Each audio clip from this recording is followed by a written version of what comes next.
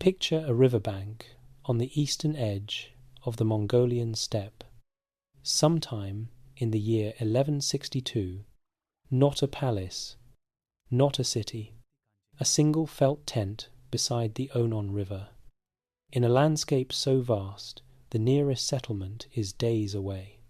The wind moves through the grass without resistance, touching everything, held by nothing.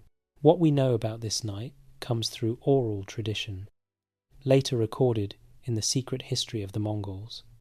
Not an eyewitness account, but the preserved memory of a people who understood that this moment mattered, even before they knew how much. What that memory tells us is this: a woman named Holun gave birth beside the river. Her husband returned from a raid carrying the name of a defeated enemy, and gave that name to his son. The tradition records one detail his descendants remembered. As a sign, the boy was born with a dark clot of blood in his clenched hand. He would carry that name for 40 years, through hunger, captivity, betrayal, and war, through every moment when stopping would have been easier. And he chose not to stop. The world would one day call him Genghis Khan. He would build the largest contiguous land empire in recorded history, feared by the cities he destroyed, remembered by the world he connected, debated for 8 centuries, through and still not resolved.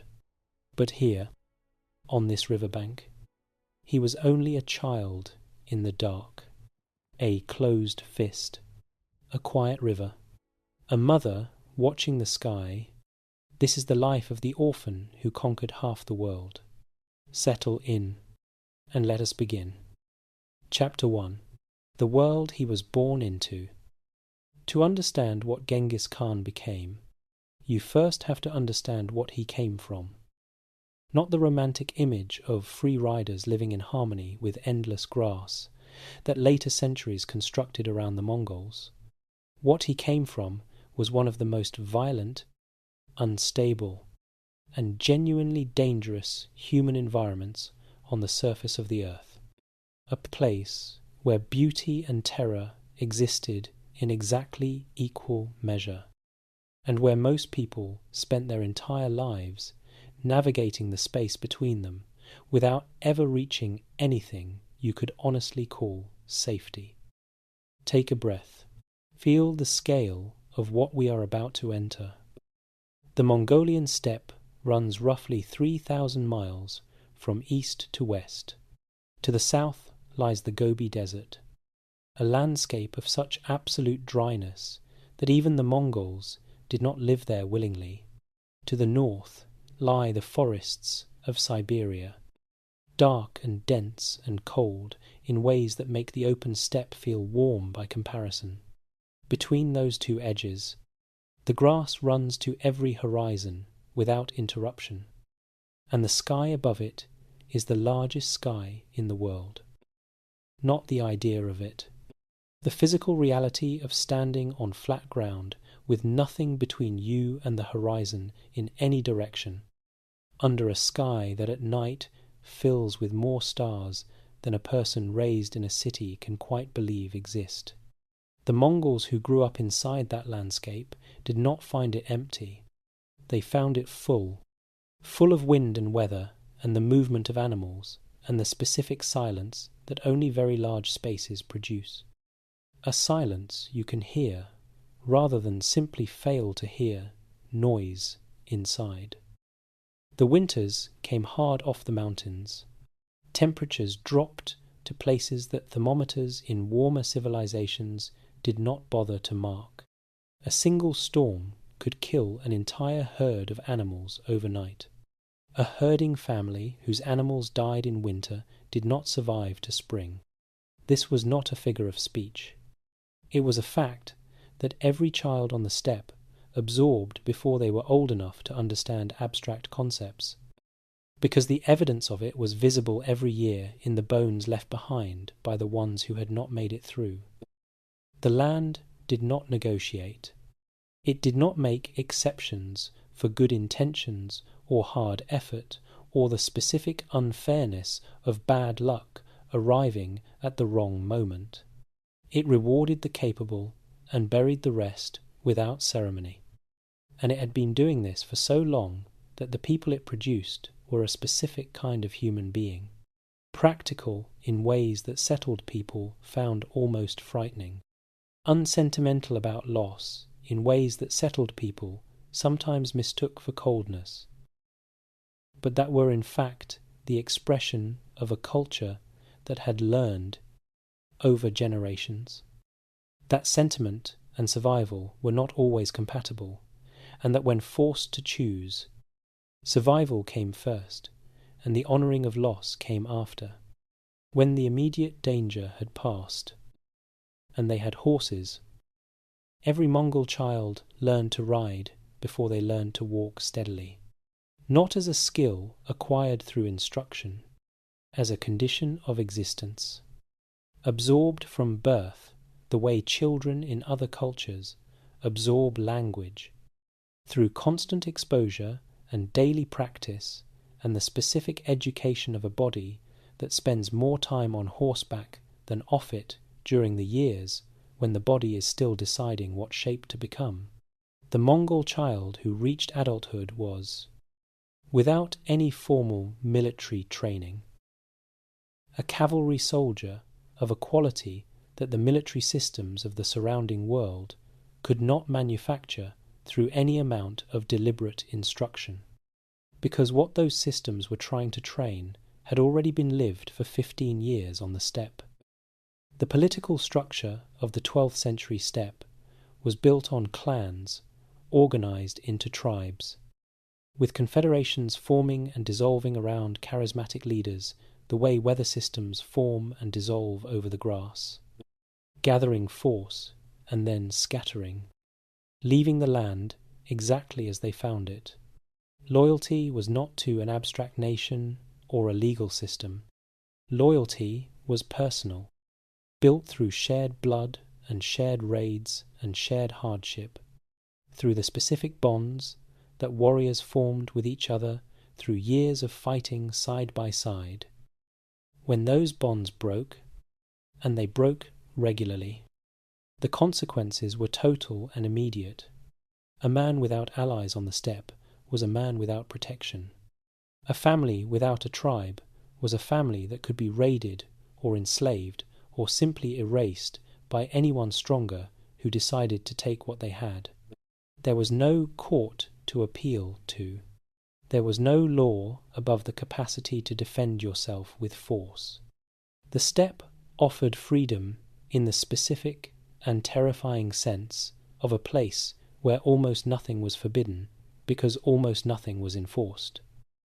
The major powers surrounding this world when Temujin was born understood it with a mixture of contempt and calculation. To the south and east, the Jin dynasty of northern China had developed a deliberate policy of keeping the steppe tribes divided and weak. The Jin court understood perfectly well what a unified Mongol confederation could become. Their strategy was to encourage conflict between tribal groups, to play favourites among steppe leaders, and to ensure that no single figure ever accumulated enough power to unite the grasslands against them. It had been working for generations. To the west, the Khwarezm Empire controlled the great cities of Central Asia and the trade routes that connected them to the wider world. Further west, the Islamic caliphates and the kingdoms of Persia represented civilizations that had been accumulating wealth and knowledge for centuries. The Buddhist kingdoms of Asia, the Christian kingdoms of Europe, the various powers of the Russian steppe. None of these surrounding worlds had a framework for understanding what was about to come out of the grasslands. None of them were prepared. The tribe Temujin was born into, the Borjigin clan of the Mongol people, was not the most powerful group on the steppe, not the largest, not the wealthiest, not the most feared. His father Yasuge was a capable war leader with enough reputation to hold his clan together and enough enemies to keep him permanently busy. A middle figure in a hierarchy of violence that produced such figures constantly and discarded them with equal consistency when their moment had passed. What Temujin would eventually do that no one before him had managed was not simply to conquer his neighbours.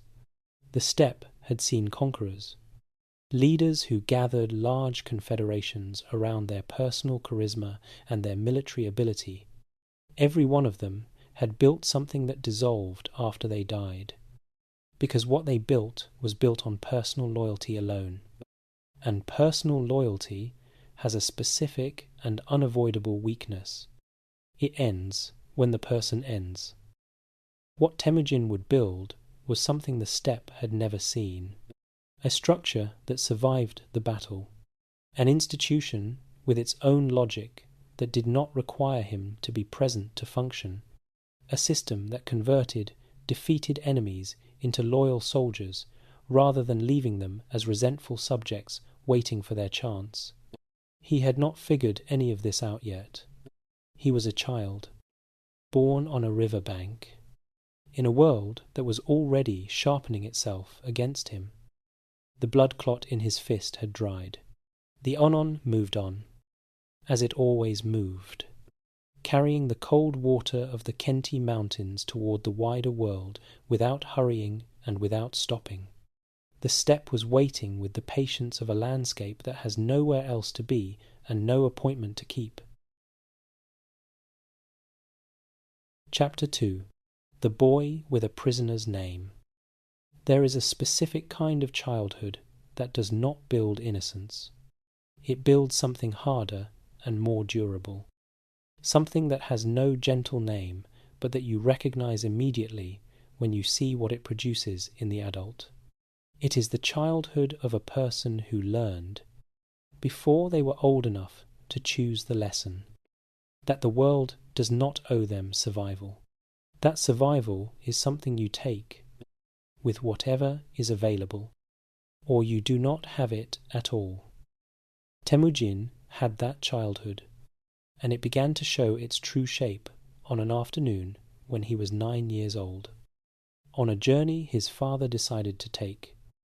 Yasuge had decided it was time to arrange the future. On the steppe, betrothals happened early, and the right match brought not just a wife, but an alliance, a web of obligation and mutual protection that could mean the difference between a family that persisted and one that disappeared.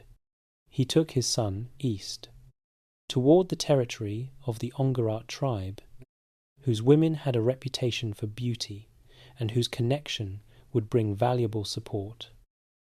The grass was long that season. The sky was the deep late summer blue that the steppe produces when the heat has finally broken, and the air is clear all the way to the mountains. Father and son rode together across days of open country, the horses finding their own rhythm in the long grass, the mountains falling behind them and different mountains rising ahead. They found what they were looking for in a family camped beside a low hill. The girl's name was Borte. She was around 10 years old. Her father, a man named Dai Zechen, assessed the young Temujin with the careful attention of a man who had made many evaluations of many people. The secret history records that Dai Zechen saw something in the boy's face that impressed him enough to agree to the match. The betrothal was arranged. Yasuge left his son with Borte's family, according to the custom that allowed a boy to grow up learning his future wife's household before the marriage was formalized. Yasuge turned for home alone. He never arrived. On the return journey, he stopped to accept the hospitality of a group of Tatar warriors camped along his route. Accepting hospitality was a fundamental obligation of steppe life, a refusal carrying serious consequences for a man's reputation. The Tartars recognized him. They had reasons to want him dead. He was given food and drink, and something in the food or drink was wrong, and he rode away before the wrongness became fully apparent. He died 3 days later, back among his own people, sick and fading, asking for his son to be brought home. The felt tent smelled of illness when Temujin arrived. His father was already past the point where real conversation was possible. There was no final lesson delivered, no wisdom passed down in the careful manner of a man who knows he is leaving and wants to leave something behind. Just the specific silence of a dying man and a 9-year-old boy standing at the edge of it. The Onon somewhere nearby carrying its cold water south. The mountains indifferent above everything. His father was gone. He was now the nominal head of a family. What happened next is one of the most consequential things that ever happened in the entire history of the Mongol Empire. And it happened not on any battlefield, but in an ordinary camp, on an ordinary morning, in the most ordinary and most devastating way possible. The men who had followed Yasuge looked at the widow and her children and made a calculation. A 9-year-old boy could not lead them, could not protect them in the raids and the counter-raids that the steppe required constantly, could not provide what followers needed from a leader, which was primarily the capacity to win. There were other men available, men with experience and animals and proven ability, un by un, and then in groups, and then entirely. They gathered their belongings and their animals and their families and rode away. Holan chased after them. Hold that image for a moment. A woman on horseback, riding after the departing families with the clan banner raised, her voice carrying across the grass, demanding that they honour the obligations that bound them to Yasuge's household. The secret history preserves this scene with the vividness of something witnessed and remembered because it defined everything that followed. She rode until there was no one left to ride after. Then she turned and came back to her children. She came back to almost nothing. A few animals, Orphan, the river, whatever grew along its banks. They survived by foraging. Holan led her children to dig up wild onions and roots and the thin edible things the river valley offered to people hungry enough to look carefully for them. Temujin fished in the cold water with his brothers. They set traps for small animals. They ate things that steppe people with real herds considered beneath them, because people with real herds had the luxury of standards that this family no longer possessed. Here it is necessary to explain something about the family structure that changes how what follows is understood. Temujin's half-brother Begter was not Holan's son. He was the son of Yasuge by a secondary wife, which in the steppe household structure made him older than Temujin and outside Holan's direct line of obligation and protection. In a household with enough resources, the tension between two boys with competing claims to authority might have been managed gradually over time. In a household with almost nothing, where every fish caught and every small animal trapped was the difference between eating and not eating, the tension had nowhere to go except toward a crisis. The crisis came. The specific sequence of events that led to it has been interpreted differently by historians examining the secret history's account. What the secret history records without ambiguity is the outcome. Temujin and his younger brother Kasar killed Begter. They approached him from 2 directions on a hillside. He saw them coming and understood what was happening. He did not run. He sat and faced them and asked only that they spare his younger full brother Belgutei, so that some line would continue. Then he died, in the grass, in the afternoon light, while the animals grazed nearby as if nothing had changed. Holan came to her sons with a fury the secret history preserves in terms that carry weight across 8 centuries. She named the enemies outside the family that they would need each other to survive. She told them what they had destroyed in destroying a person who shared their blood. Even partially, even complicatedly, Temujin had no answer for her that the record preserves. He was around 12 years old.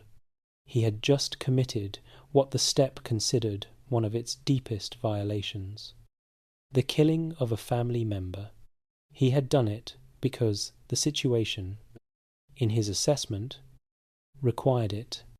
The historian Jack Weatherford, whose biography of Genghis Khan remains one of the most carefully researched accounts of his life, Nsemples notes that this act reveals something essential about the young Temujin that subsequent decades would confirm again and again.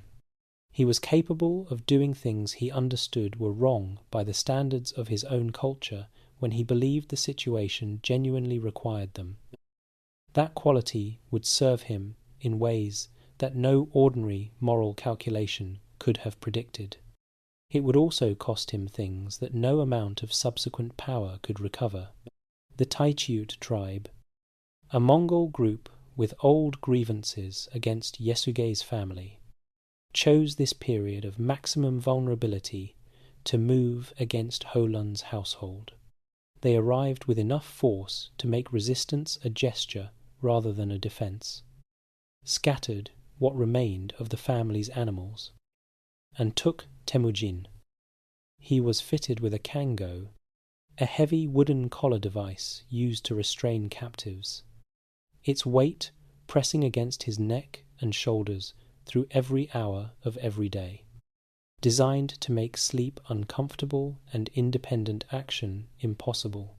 It marked him as property, as a demonstration of Taichiut power over what remained of Yesugei's line. He was somewhere between 13 and 15 years old. He was passed between Taichiut families as a servant, watched carefully by people who had no reason to be careless about a prisoner whose family had history with theirs. He escaped. The details preserved in the secret history have the vividness of a story told and retold as something foundational, something that explained where the man came from. He broke free during a gathering, hid in the cold water of a river, while searchers passed close enough that he could hear their breathing, and was eventually concealed by a man named Sorkan Shira, a member of the Taichiut camp who saw the boy and chose to help rather than report him. That choice cost Sorkan Shira something real. Hiding an escaped prisoner was not a safe act in a society that used prisoners as demonstrations of power. It was an act of specific human decency extended toward a specific person in a specific moment of danger, with no guarantee of anything in return. Temujin did not forget it. Years later, when he had the power to reward anyone he chose, he found Sorkan Shira and honoured him with the deliberateness of a man who had been keeping an account that he intended to settle. The pattern of remembering specific kindnesses across decades and honouring them when honouring became possible was one of the most consistent features of his character across his entire life. The steppe expected its leaders to remember grievances. Temujin remembered those too, but he also remembered this, and the remembering of both in equal measure was itself a form of integrity that the people around him noticed and responded to. He made his way back to his family. He was different from the boy who had been taken, in ways that were not yet visible on the surface, but that everything that followed would eventually make clear. The months of captivity had not broken him. They had completed something that the years of hardship had been building toward. He understood now. With the understanding, that only direct experience produces, that the categories the steppe used to organize human value, bloodline and inherited rank, and the loyalty that came automatically from birth into the right family, were not fixed. They were the current arrangement. Current arrangements could be changed. The Onon was still running nearby. The mountains were still dark at dusk. The blood clot that had dried in his fist on the night he was born had long since dissolved into the earth. What it had become was walking around on the steppe, getting ready. Chapter 3. The Education of Survival. The years between Temujin's escape from the Taishiut and his emergence as a serious power on the steppe are the years that most popular accounts compress into a few dramatic scenes and move past quickly. This is a mistake. These are the years that made everything else possible. Not in the way that origin stories typically work, where the hero acquires a specific skill or receives a specific revelation that unlocks their destiny. In the slower and more honest way, that formation actually works.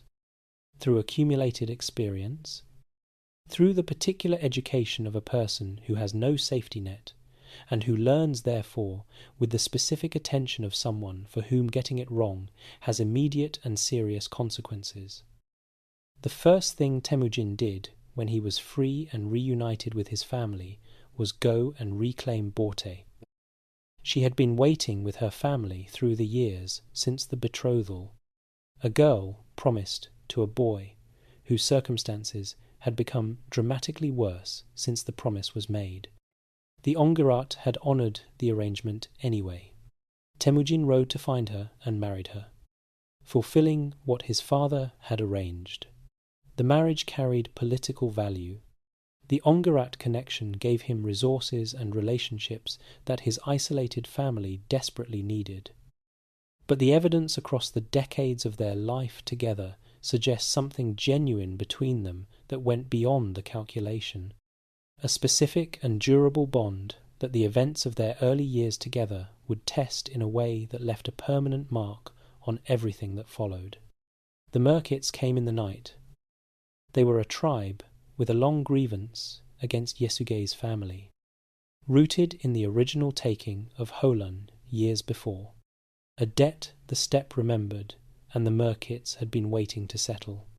They arrived with enough warriors to make resistance impossible, enough speed to be inside the camp, before the camp fully understood they were there. The family scattered in the darkness, the cold grass wet against running feet, horses moving fast in every direction. Temujin escaped. His mother escaped. His brothers escaped. Borte did not. She was taken and held among the Merkits for somewhere between 8 months and a year. When Temujin assembled enough allies to go after her, which required time and careful negotiation and the building of a force sufficient for the operation, she was pregnant when she returned. The child was born shortly after the rescue. They named him Joki. The name means guest in Mongolian. The question of whether Joki was Temujin's son or the son of a Merkit captor was never publicly resolved, never publicly asked in direct terms. Not by Temujin himself. He acknowledged Joki as his son. He treated him as his son for most of his life. But the shadow of the question followed Joki across his entire existence. And the shadow would eventually create the fracture in the succession that contributed to the dissolution of everything his father built. That dissolution was decades away. The immediate lesson of the Merkit raid was something more urgent. Vulnerability invites attack. On this steppe, in this century, the only protection against vulnerability was power, and power required allies. And allies required something to offer that made their loyalty more valuable than their independence. Temujin understood this not as a revelation, but as a confirmation. He began building, with the systematic patience of a person who has understood that what he is building will take years, and who is prepared to spend the years without losing sight of where the years are pointing. He attached himself to Togrul, the leader of the powerful Kerite tribe and an old ally of his father, offering service in a way that was careful and consistent and eventually secured backing that his own position alone could never have commanded. He cultivated relationships with individual warriors who showed ability, regardless of their tribal background, offering them positions and rewards that their birth would never have provided within the traditional steppe hierarchy. And he renewed his bond with Jamuka. They had known each other since childhood, two boys on the same steppe who had recognized something in each other that the other boys around them did not possess.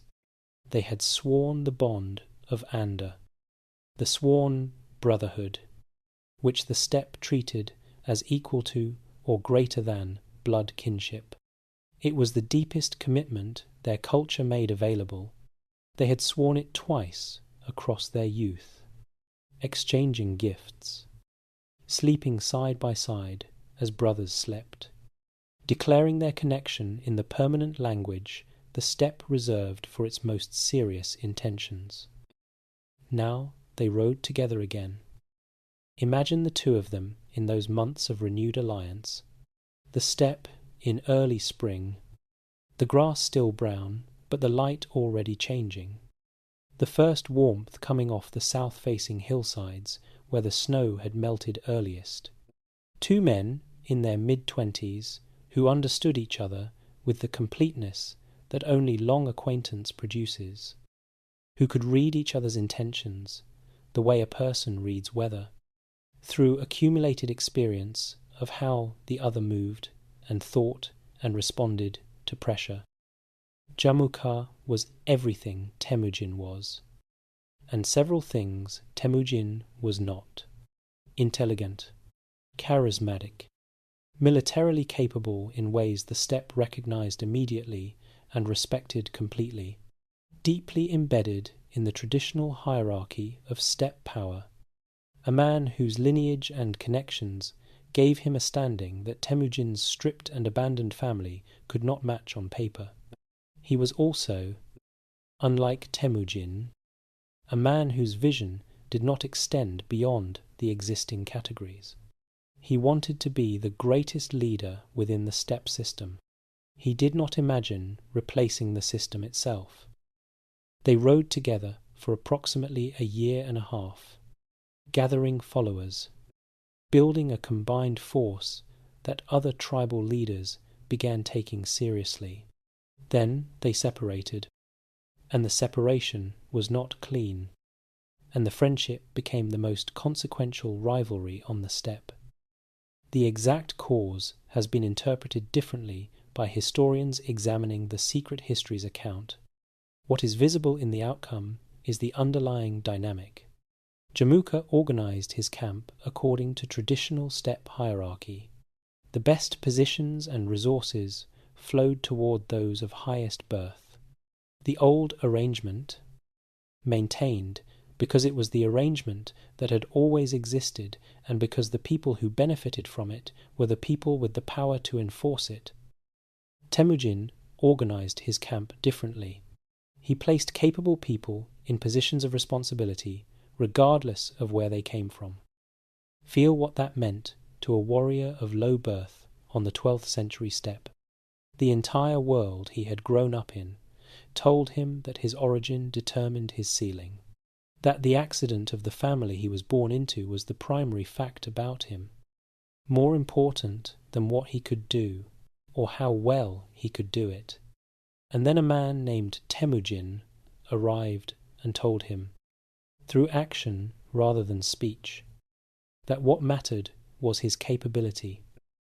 Warriors began moving, not dramatically, not all at once, with the quiet gravity of people moving towards something that serves them better than what they have. not because they have decided to make a statement, but because the alternative has become less logical than the choice in front of them. The steppe wind moved through the camp in the evenings. The horses shifted in the darkness beyond the Ger entrance, and Temujin sat with his commanders. Not the commanders of highest birth, but the commanders who had shown him what they could do, and the structure he was building took another shape, and another, and another. This was not simply a personal rivalry between two men. It was the first visible expression of a fundamental disagreement about what holds a society together, and the steppe, which had always chosen Jamuka's answer, was beginning. Slowly and individually, and without any coordinated intention, to try Temujin's instead. He was also learning war, not from books or from any formal tradition of military education, from the ground itself, in the specific conditions where steppe warfare actually happened. He fought. He lost sometimes, and he learned from the losses with the focused attention of a man who understood that the lesson was more valuable than the defeat, because the lesson could be used and the defeat was already finished. He was building something, assembling it piece by piece from the materials the steppe provided, which were human beings and horses, and the accumulated knowledge of how conflict on the grasslands actually worked. The structure was not yet visible from the outside, but it was taking shape, the way something takes shape in the cold before the cold breaks, slowly and then all at once, in the moment when the temperature crosses the line that changes everything. The Onon was still running somewhere to the northeast, the same water, the same direction, the same unhurried purpose it had always had, carrying what the mountains gave it toward the wider world, without any awareness of what was being built on its banks.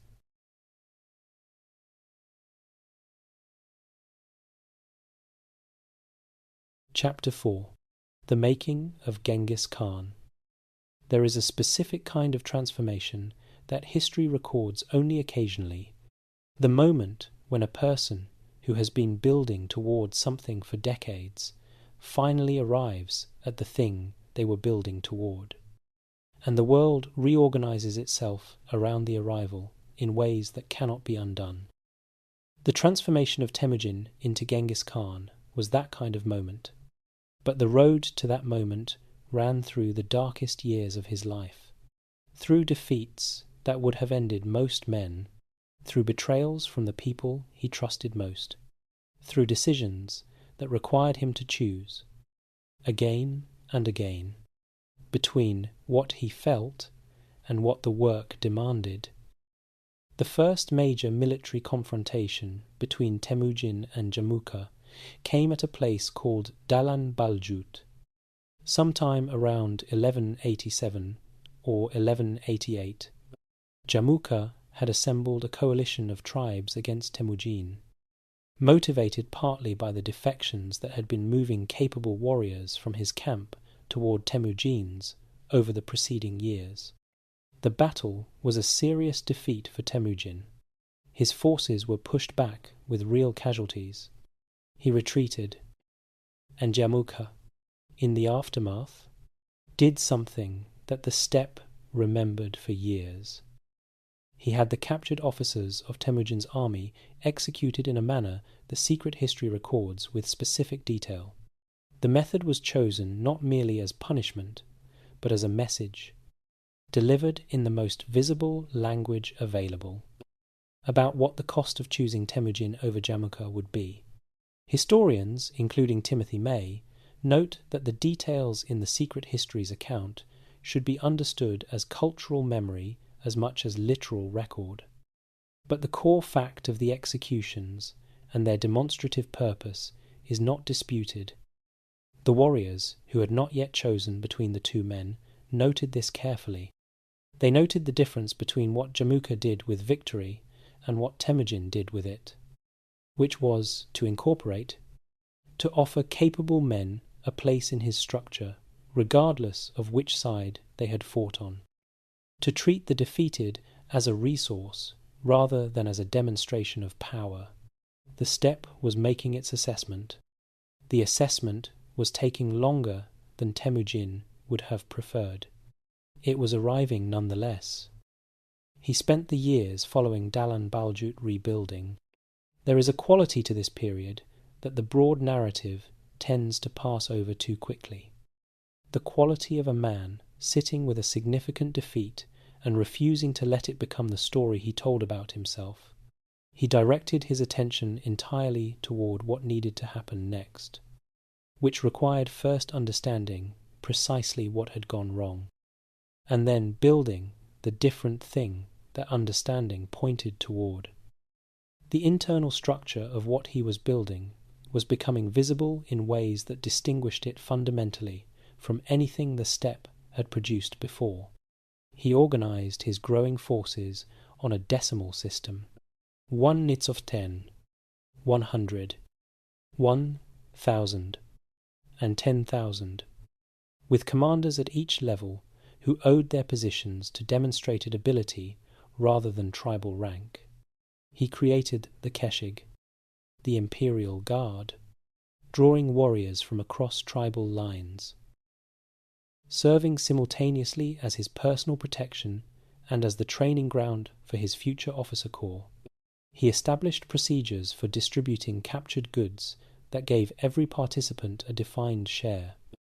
He was not building an army, he was building an institution. The difference between those two things was the difference between everything that had come before him on the steppe and everything that came after. Previous great leaders had built forces that depended entirely on their personal presence to function. When those leaders died or were defeated, their forces dissolved back into the tribal structure from which they had been assembled. What Temujin was building was designed to outlast any single battle, any single defeat, any single absence of the man at its centre. The test of this design came with the greatest crisis of his military career. Around 1193, a confederation under Jamukhar's leadership, incorporating some of the most powerful tribes on the steppe, declared Jamukhar the universal ruler of the Mongol people.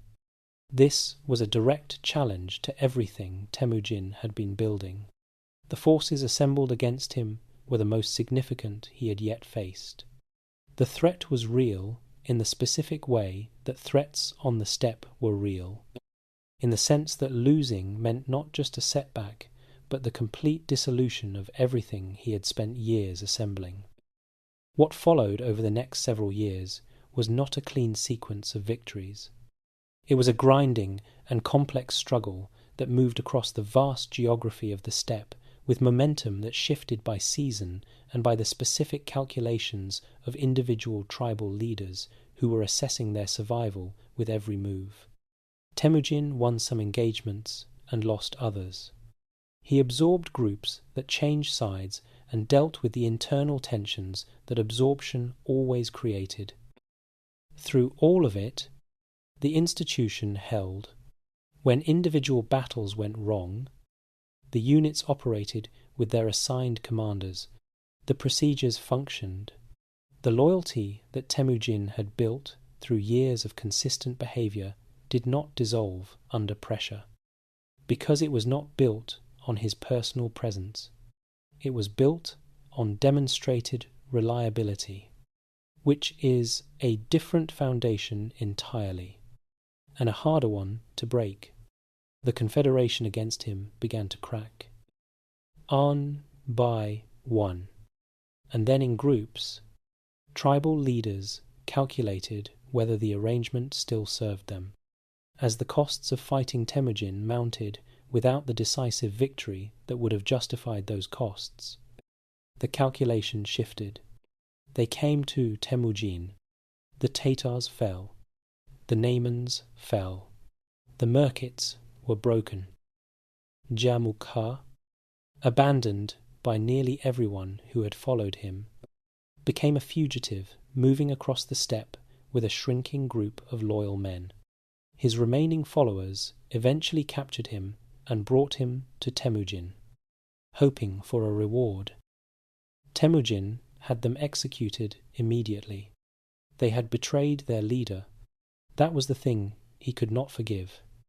Regardless of who the leader was or what it personally cost him to apply the principle in this specific case, the consistency of this standard, applied even when applying, it worked against his immediate interests, was one of the primary reasons the people around him trusted him. You always knew where you stood with a man who applied his principles, even when applying them was expensive. Then he faced Jamuka. The accounts of this final meeting are preserved in the secret history, with the quality of something remembered, because it mattered to the people who told it. Two men who had been brothers and enemies across 2 decades, who had known each other since they were boys riding the same grass, meeting one final time in the full knowledge of what the meeting was. Jamuka asked for a noble death, a death without blood. The steppe tradition reserved this for men of high rank, a death that acknowledged the status of the person dying even in the act of ending them. Recognizing that how a person died said something about who they had been while they lived, he wanted to be acknowledged as what he had always been, a man of genuine rank and genuine ability. Even at the end, he wanted his enemy, who knew him better than almost anyone alive, to honor that acknowledgement. Temujin granted it. Jamuka died in the manner he had requested. The last serious rival on the Mongolian steppe was gone, and in the year 1206, on the banks of the Onon River, not far from the place where a child had been born 44 years earlier, with a blood clot in his fist, the tribal leaders of the unified Mongolian steppe gathered for the great assembly. The Kurultai, they raised the white banner of 9 tails, the symbol of Mongol authority at its fullest expression. They gave him the name Genghis Khan. The scholars who have examined this title across generations have not reached complete consensus on its precise meaning. The most widely accepted interpretation translates it as universal ruler or oceanic ruler, a name that claimed authority not over a tribe or a confederation, but over everything the sky covered. He was approximately 44 years old. He had spent 35 years building toward this moment from a starting point of a dead father, an abandoned household, and a wooden collar around his neck. The Onon was running behind him, the same water that had run past the tent where he was born, the same mountains above it, the same sky pressing down with its full weight of light and distance. Nothing about the steppe had changed. Everything about the man standing in it had. The world was about to learn what the difference meant. Chapter 5. The war machine no one had seen before. Before the first Mongol army crossed any border, before the first city fell, before the first messenger arrived breathless at any court with news that something unprecedented was moving toward them, the outcome of what was coming had already been largely determined. Not on any battlefield. In the years of preparation and institutional design that Genghis Khan had conducted on the Mongolian steppe, while the surrounding world watched with contempt and misunderstood completely what it was seeing. Let that settle for a moment. The largest military conquest in human history was decided not in the moment of its execution, but in the decades of preparation that preceded it. The battles were the confirmation of a design. The design was the achievement. The word that the surrounding world used for what was coming was horde. It is worth pausing on that word because it has done significant damage to the historical understanding of what the Mongol military actually was. Horde comes from the Mongol Ordu, meaning camp or headquarters, and in the centuries since, it has been stripped of that meaning and filled with a different one. The image of a disorganized mass of violent riders overwhelming civilized defenders through sheer weight of numbers and savagery. That image is wrong in almost every specific detail. Start with the horse. The Mongol pony was smaller than the war horses of European knights or the cavalry mounts of Chinese armies. It was also harder, more self-sufficient, and capable of sustaining movement across distances that left opposing commanders struggling to believe the reports they were receiving. A Mongol warrior typically rode with a string of between 3 and 5 horses, rotating between them to keep each animal fresh. An army that moves at the speed of fresh horses, constantly rotated, covers ground that armies moving at the speed of a single tired mount simply cannot cover in the same time. The Mongol cavalry appeared before cities that had received no warning, not because Mongol scouts were invisible, because the distance between the last reliable report and the actual arrival was shorter than anyone had calculated was possible, given everything they knew about how armies moved. The speed was not a trick. It was the product of a horse management system refined over generations of steppe life, applied now to military operations at scale. They grazed rather than requiring transported grain. Hold what that means in practical military terms. Every other army of the period moved with enormous supply trains carrying food for men and horses. The speed of the army was the speed of the slowest supply wagon. The vulnerability of the army was the vulnerability of the supply line. Cut the supply line, and the army stopped. The Mongol army carried its food supply on 4 legs, living off the land the way the steppe had trained it to live since childhood. There was no supply line to cut. There was nothing to cut. The bow was a composite recurve design, built from layers of horn and wood and sinew that required years of training to use effectively. Every Mongol warrior had been shooting it from horseback since before they were 10 years old, not in training, in daily life, hunting the animals that the family needed to survive. The combination of platform and weapon and the absolute integration between rider and mount required for effective mounted archery could not be manufactured by any formal military training program in the time available to any army trying to respond to the Mongol threat. It had to be grown over years. The steppe had been growing it for generations. The decimal organization gave this force a precision and flexibility that contemporary armies could not match. 1 nits of 10, 100, 1,000, and 10,000 operated with defined commanders and defined procedures. Orders moved through this structure at a speed and with a reliability that reflected years of practice. A commander issuing instructions at the level of 10,000 could be confident that those instructions would reach the level of 10 within a time frame that allowed them to be acted on before the situation they were responding to had changed significantly. Pause here for a moment. Think about what coordination at that speed and that scale means on a battlefield where the opposing army is communicating slowly and unreliably, where orders are transmitted by runners, and where the commander's view of what is happening extends only as far as his eyes can see through the dust and movement of combat.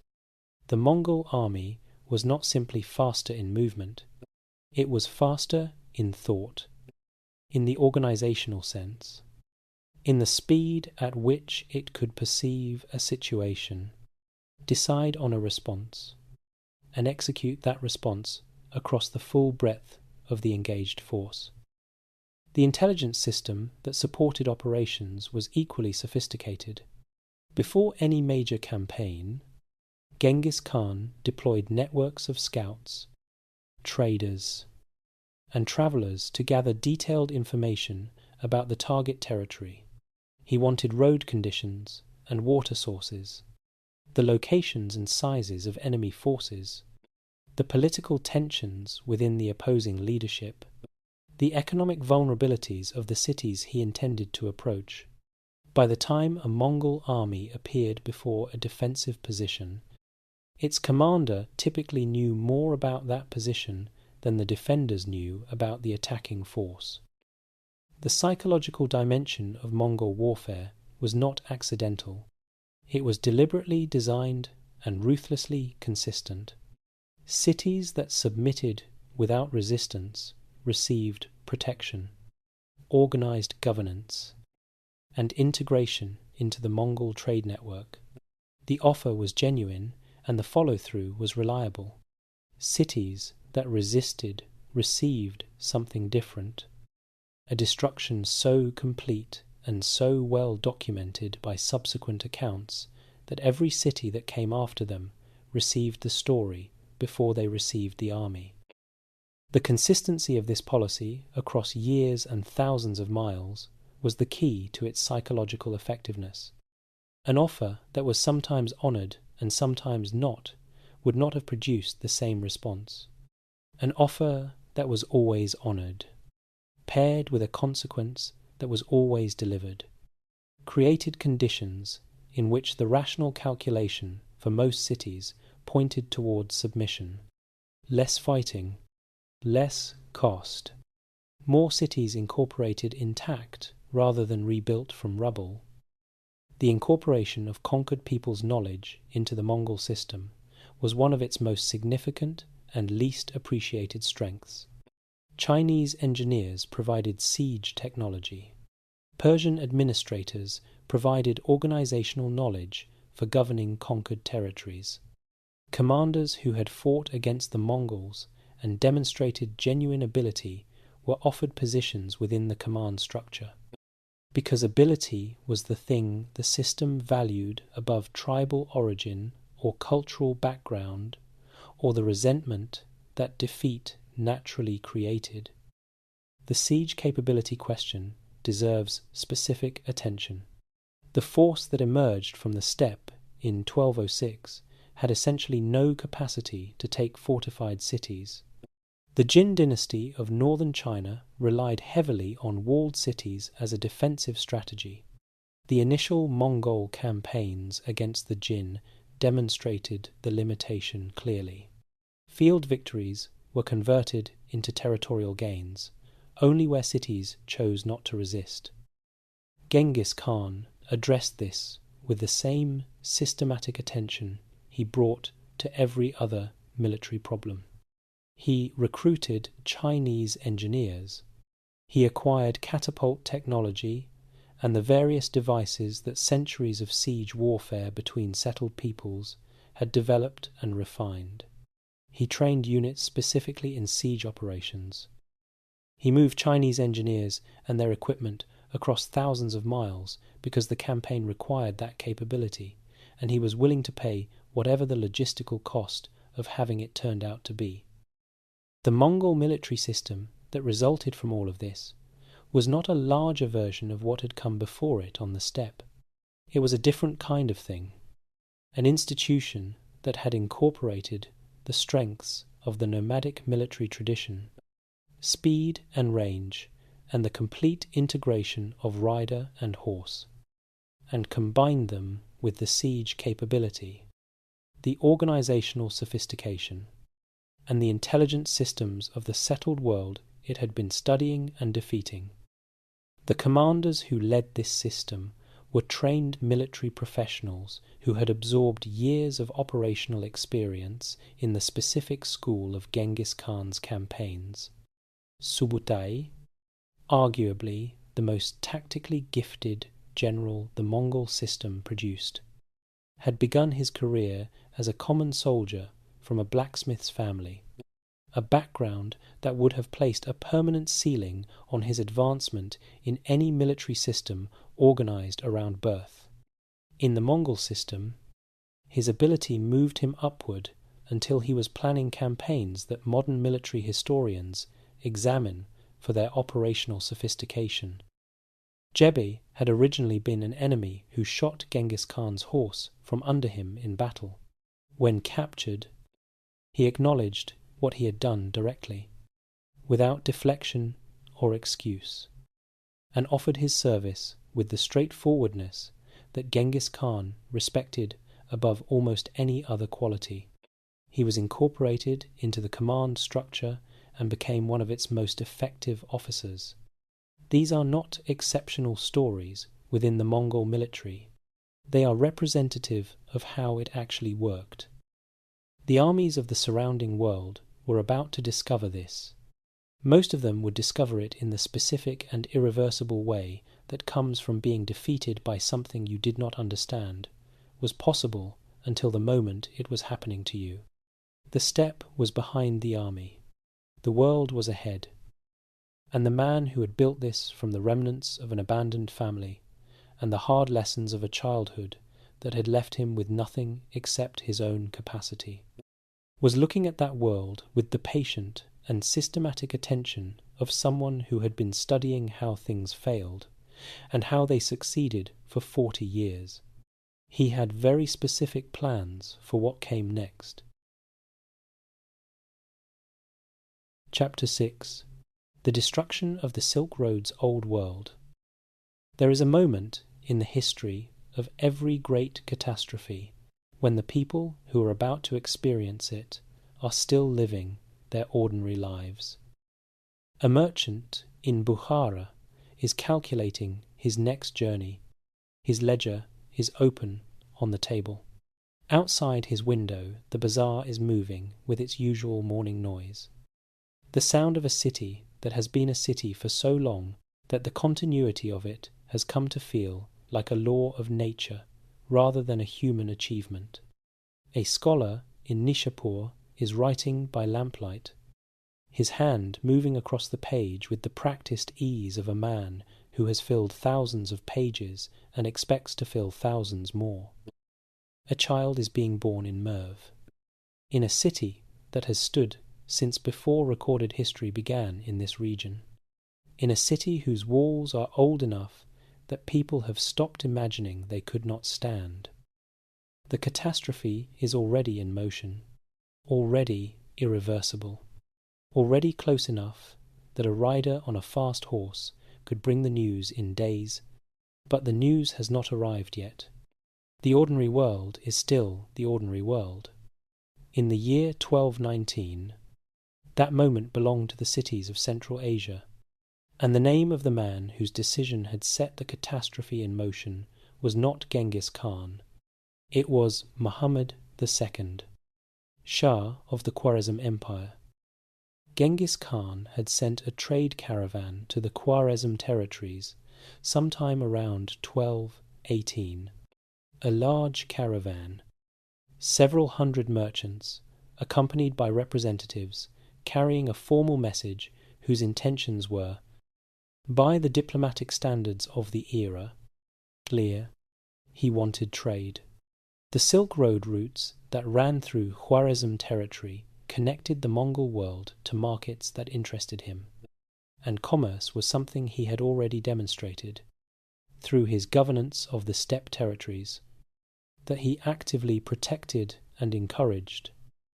The governor of the border city of Otrar, a man named Inalchu, decided that the caravan was a cover for espionage and ordered the merchants executed and the goods confiscated.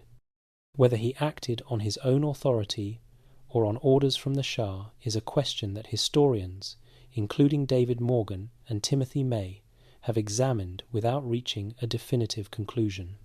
The sources do not resolve it with certainty. What happened next is not disputed. Genghis Khan sent a formal embassy to the Shah, demanding accountability for the killing and the return of the confiscated goods. He sent ambassadors because the sending of ambassadors was the formal language of the era's diplomacy, the mechanism through which disputes between powers were addressed before they became wars.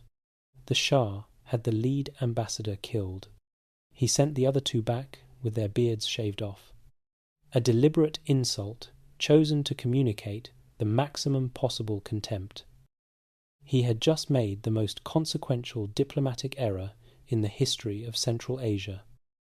Genghis Khan spent approximately a year in preparation, not in rage. In preparation, he gathered intelligence through the trade networks that reached into every corner of the region.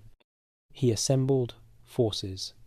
He planned the routes and logistics of a campaign that would operate across thousands of miles of varied terrain.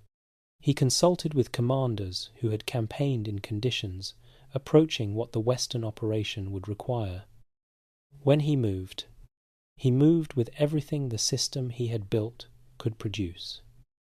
The army that crossed into Khwarezm territory in 1219 was, by the estimates of historians who have examined the available sources carefully, a substantial force accompanied by Chinese engineers and their siege equipment. The specific numbers recorded in ancient sources should be treated with caution, as ancient sources consistently inflate military figures, and modern historians, including Timothy May, place the Mongol forces at figures considerably lower than the most dramatic ancient claims suggest. What is not in dispute is that the force was sufficient for what followed, and what followed demonstrated sufficiency beyond any possible question. The Shah had distributed his forces across his fortified cities rather than concentrating them for a field engagement. This reflected a reasonable calculation about the dangers of facing Mongol cavalry in open terrain. It was also, as the campaign would demonstrate, a decision that played directly into the strengths of the force he was trying to defend against. Multiple Mongol columns operated across a front too wide for the distributed Khwarezm forces to respond to simultaneously. The intelligence gathered in the months of preparation allowed Mongol commanders to identify and exploit gaps between defensive positions. Forces appeared before those cities had received reliable information about where the army was. Because the speed of Mongol movement was faster than the speed of news travelling through the Shah's shattered command structure. Bukhara fell in early 1220. The city that had been accumulating its libraries and its bazaars and its architectural ambition for centuries. The garrison attempted a breakout and was destroyed in the field. The civilian population was brought out. The city was stripped. Those portions that resisted the process burned. Samarkand fell shortly after. Its walls were stronger and its population larger, but the outcome followed the pattern. Then came the cities that chose resistance. Nishapur resisted.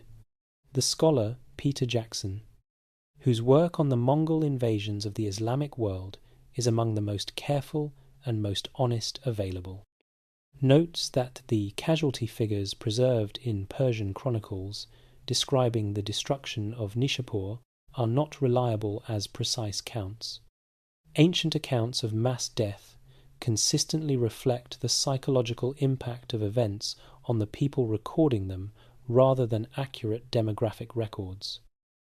What Jackson and the broader scholarly consensus affirm is that the destruction was real, deliberate, and thorough, designed to function as a demonstration of the cost of resistance for every city that subsequently faced the same choice.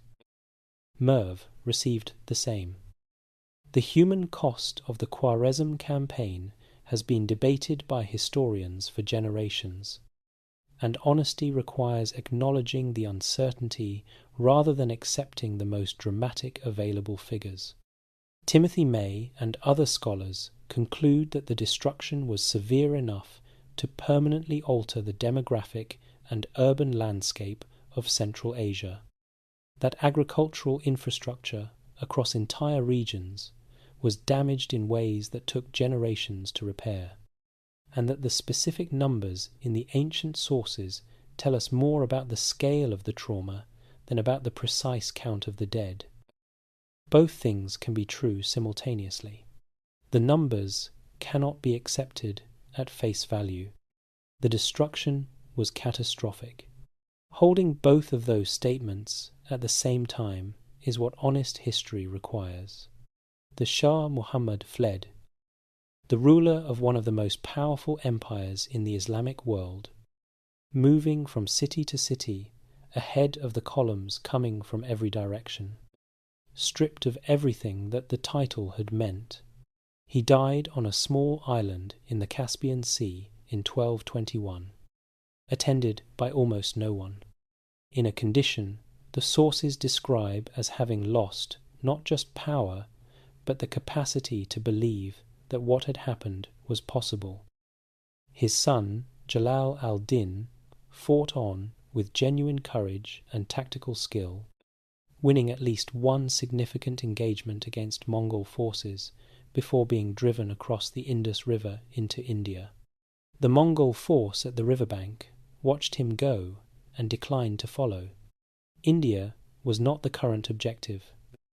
Through these same years, Subutai and Jebbe led a separate force on a reconnaissance sweep around the Caspian Sea, through Persia and the Caucasus, into the Russian steppe, defeating every army they encountered and returning with intelligence about the Western world that would inform Mongol strategic planning for decades. They defeated a combined Russian and Cuman force on the Kalka River in 1223. They returned, having travelled further west than any Mongol force before them, having produced the intelligence foundation for what would eventually become the Western campaigns. The West did not yet understand what had just happened at Kalka. It would. Genghis Khan returned east through 1222 and 1223. The Khwarezm Empire had ceased to exist as a political entity. Its territories were now Mongol territory, administered by officials drawing on the Persian administrative tradition that the Mongol system had found functional and retained. The trade routes that had run through those territories were now under Mongol protection, and the conditions for the Pax Mongolica were beginning to form in the space where the old order had been. He was somewhere in his late 50s. He had been away from the Mongolian heartland for years. He was going home. But first there was the matter of the Tangut. The Tangut kingdom of Shishia had failed to provide the military support he had requested during the Khwarezm campaign. The refusal had been noted. Everything was noted. The accounting was always running, patient and precise, and the Tangut debt had been accumulating in it for years. He turned east. The last campaign of his life was beginning. The steppe wind moved through the grass ahead of him. The Khenti mountains were somewhere behind him, holding the Onon Valley in their folds. The sky above the steppe was the same sky it had always been, the largest sky in the world, pressing down with its full weight of distance and light. He rode toward what was coming, as he had always ridden toward what was coming, without hesitation, without looking back. Chapter 7. The Ruler Behind the Conqueror. There is a man named Chang Chun who walked 4,000 miles to meet Genghis Khan. He was a Taoist master from Shandong province in China, 71 years old, summoned by a message from the Khan himself after Genghis Khan had heard that this particular scholar possessed deep knowledge about the nature of life and the preservation of it. Chang Chun walked from eastern China across the steppe and through the mountain passes of Central Asia to find the Mongol court in 1222. a journey that took approximately 2 years across some of the most demanding terrain on Earth. He was 71 years old, and he walked it. When they finally met, somewhere in the mountains of the Hindu Kush, Genghis Khan did not ask Changchun for a formula or a potion. He asked him questions, real questions, about the nature of life and death, and what a man who had thought carefully about those subjects for decades believed was worth understanding before the end. The conversation was recorded by Changchun's student Yelyu Chukai in a document that survives, has been translated, and has been studied by historians of the period. Genghis Khan listened. He disagreed with some of what he heard and said so directly. He asked follow-up questions that revealed genuine engagement, rather than the performance of engagement that a powerful man, receiving a scholar he has summoned, might produce. He thanked the scholar at the end of the visit with the specific warmth of a person who has received something real. Then he issued a decree exempting Taoist monks from taxation across the empire, a practical expression of respect that cost him something real, and that he extended without being asked to. That meeting does not appear in most popular accounts of his life. It should be the starting point for understanding the dimension of him that the catalogue of fallen cities consistently obscures. The Mongol Empire was built on destruction. It was also built on something else, on a set of governing principles that were, in several specific and significant ways, more sophisticated than the principles of the civilizations destroyed to create the space for them. Understanding both of those things simultaneously, without allowing either to cancel the other, is the only honest way to account for what this man actually did. The legal foundation of the empire is referred to by historians as the Yasa. The scholar David Morgan, whose work on the Mongols remains a standard reference in the field, cautions carefully against treating the Yasa as a formal, written, legal code comparable to the codified systems of settled civilizations. It was more likely a combination of Genghis Khan's specific decrees, accumulated Mongol custom, and the oral traditions of steppe governance, recorded incompletely and interpreted differently across the various sources that describe it. That caution matters, and the honest account of the empire's legal system carries it throughout. What the sources agree on, across Persian and Chinese and Armenian and European accounts written by people with no reason to coordinate their testimony, is the content of certain specific principles and the consistency with which those principles were applied at the imperial level. Religious tolerance was not merely permitted, it was actively protected. Understand what that meant in the context of the 13th century world. The Christian kingdoms of Europe were in the midst of the Crusades, conducting warfare explicitly organized around religious identity. The Islamic world defined its political authority in part through its religious character. The Buddhist kingdoms of Asia connected legitimate governance to religious merit and spiritual standing. Every major power the Mongols encountered was organized, to some degree, around the principle that one version of the truth about the divine was correct, and that organizing society around that version was the responsibility of whoever held power. Genghis Khan's empire operated on a different principle entirely. He practiced the Mongolian shamanic tradition of Tengrism, centered on the sky god Tengri. But his approach to the religions of the peoples he governed was what the scholar of Mongol religion, Christopher Atwood, describes as a genuinely unusual pragmatic universalism for its era. Priests and monks and religious scholars of every tradition within the empire were exempted from taxation. Religious buildings were protected, Forced conversion was prohibited. The Franciscan friar William of Rubruck arrived at the Mongol court in 1253, sent by the French king Louis IX to investigate the possibility of a Christian-Mongol alliance against the Islamic world. What he found was a court where Buddhist monks debated with Christian priests and Muslim scholars and Taoist philosophers, where the question of which tradition was correct was less interesting to the ruling power than the question of what each tradition knew and what that knowledge was useful for. He described it with the astonishment of a man from a world where such conversations were not only unusual but dangerous. The policy was pragmatic as well as principled.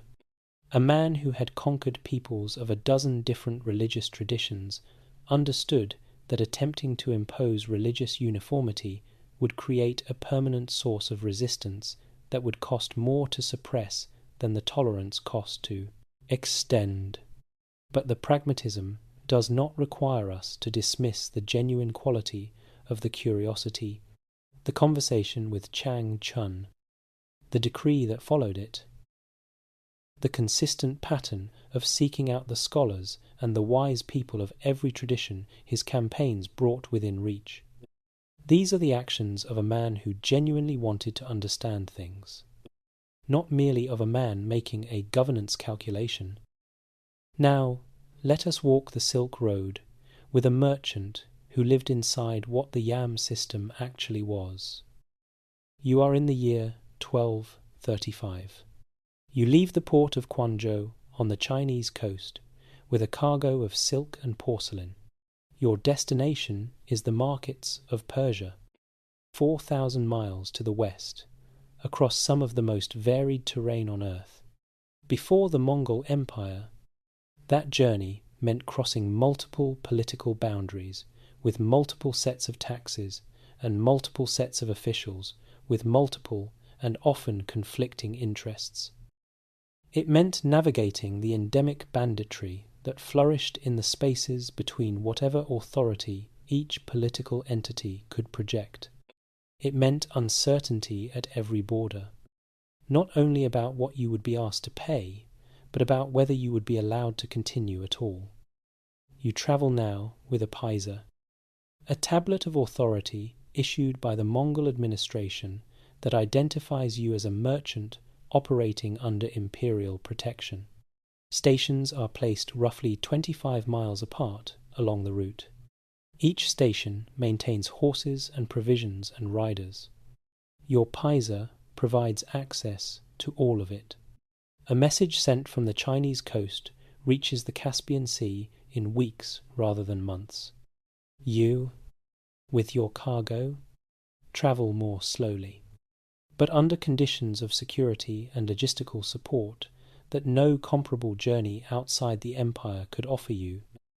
The Italian merchant Marco Polo used this system in the 1270s and spent approximately 17 years in Asia, including extended time at the Mongol court, returning to Venice with accounts that his contemporaries found too extraordinary to fully believe and that subsequent centuries found, through the accumulation of corroborating evidence, to be substantially credible. The Pax Mongolica, the period of relative peace and trade connectivity that the completed conquests made possible, lasted roughly from the middle of the 13th century to the middle of the 14th. During this period, the Silk Road operated under a single political authority for the first time in its history. Chinese innovations, including papermaking and printing technology, moved west along the same routes as silk and porcelain. Mathematical and astronomical knowledge, developed in the Islamic world, moved east. The sheer volume of exchange that the security of a single political framework enabled accelerated the transmission of ideas across Eurasia in ways that contributed to developments in multiple civilizations that would not fully express themselves for another century or more. None of this was Genghis Khan's intended consequence. He was not trying to stimulate developments in distant civilizations or accelerate the spread of knowledge across the world. He was building a system that served his empire. The connectivity that served his empire turned out to serve many other things as well, including some things that were very far from any intention he could have formed. His administration of conquered territories revealed a pragmatism about cultural difference that the popular image of the conqueror does not capture. Persian administrators ran the financial systems of the conquered Islamic territories, because Persian administrative tradition was sophisticated and functional, and replacing it would have been more expensive and less effective than using what already worked. Chinese administrators performed similar functions in the eastern portions of the empire. Yelyu Chukai, the Khitan scholar who had served the Jin dynasty before the Mongol conquest, argued successfully for policies that preserved the agricultural and urban productivity of conquered Chinese territories against proposals that would have converted farmland to pasture. Genghis Khan heard the argument, assessed it, and changed the policy. He was listening to people who knew things he did not know, and he was doing it without the defensiveness that power typically generates in the people who hold it. He could not read. This is a historical fact that requires neither apology nor dramatic emphasis. The Mongol world of his childhood had no written tradition. He recognized the administrative utility of literacy for the empire he was building, and directed that his sons, and the sons of his commanders, be educated in the Uyghur script adopted for the Mongol language. Because the institution needed literate administrators, regardless of whether the institution's founder had become one, he held his court on the steppe, in Khers, the felt tents of his childhood. Even when his conquests had made palaces available, he held it there because the steppe was what he understood at the level of the body. And because governing from the steppe maintained the connection between the administrative centre of the empire and the Mongol military culture, that was the empire's actual foundation. He understood something that rulers who move into the palaces of their predecessors often do not. That the culture which produced your power is not a phase you outgrow when the power matures. It is the thing the power depends on. Come back to the mountains of the Hindu Kush in 1222. Chang Chun has been speaking for hours. The translator works between them, Mongolian and Chinese, and the specific difficulties of translating philosophical concepts that exist fully in one language and only approximately in another. Outside the tent, the mountain wind moves through whatever passes for grass at this altitude. The horses are somewhere nearby, their breathing steady in the cold air. Genghis Khan asks another question. The old man answers. The translator works.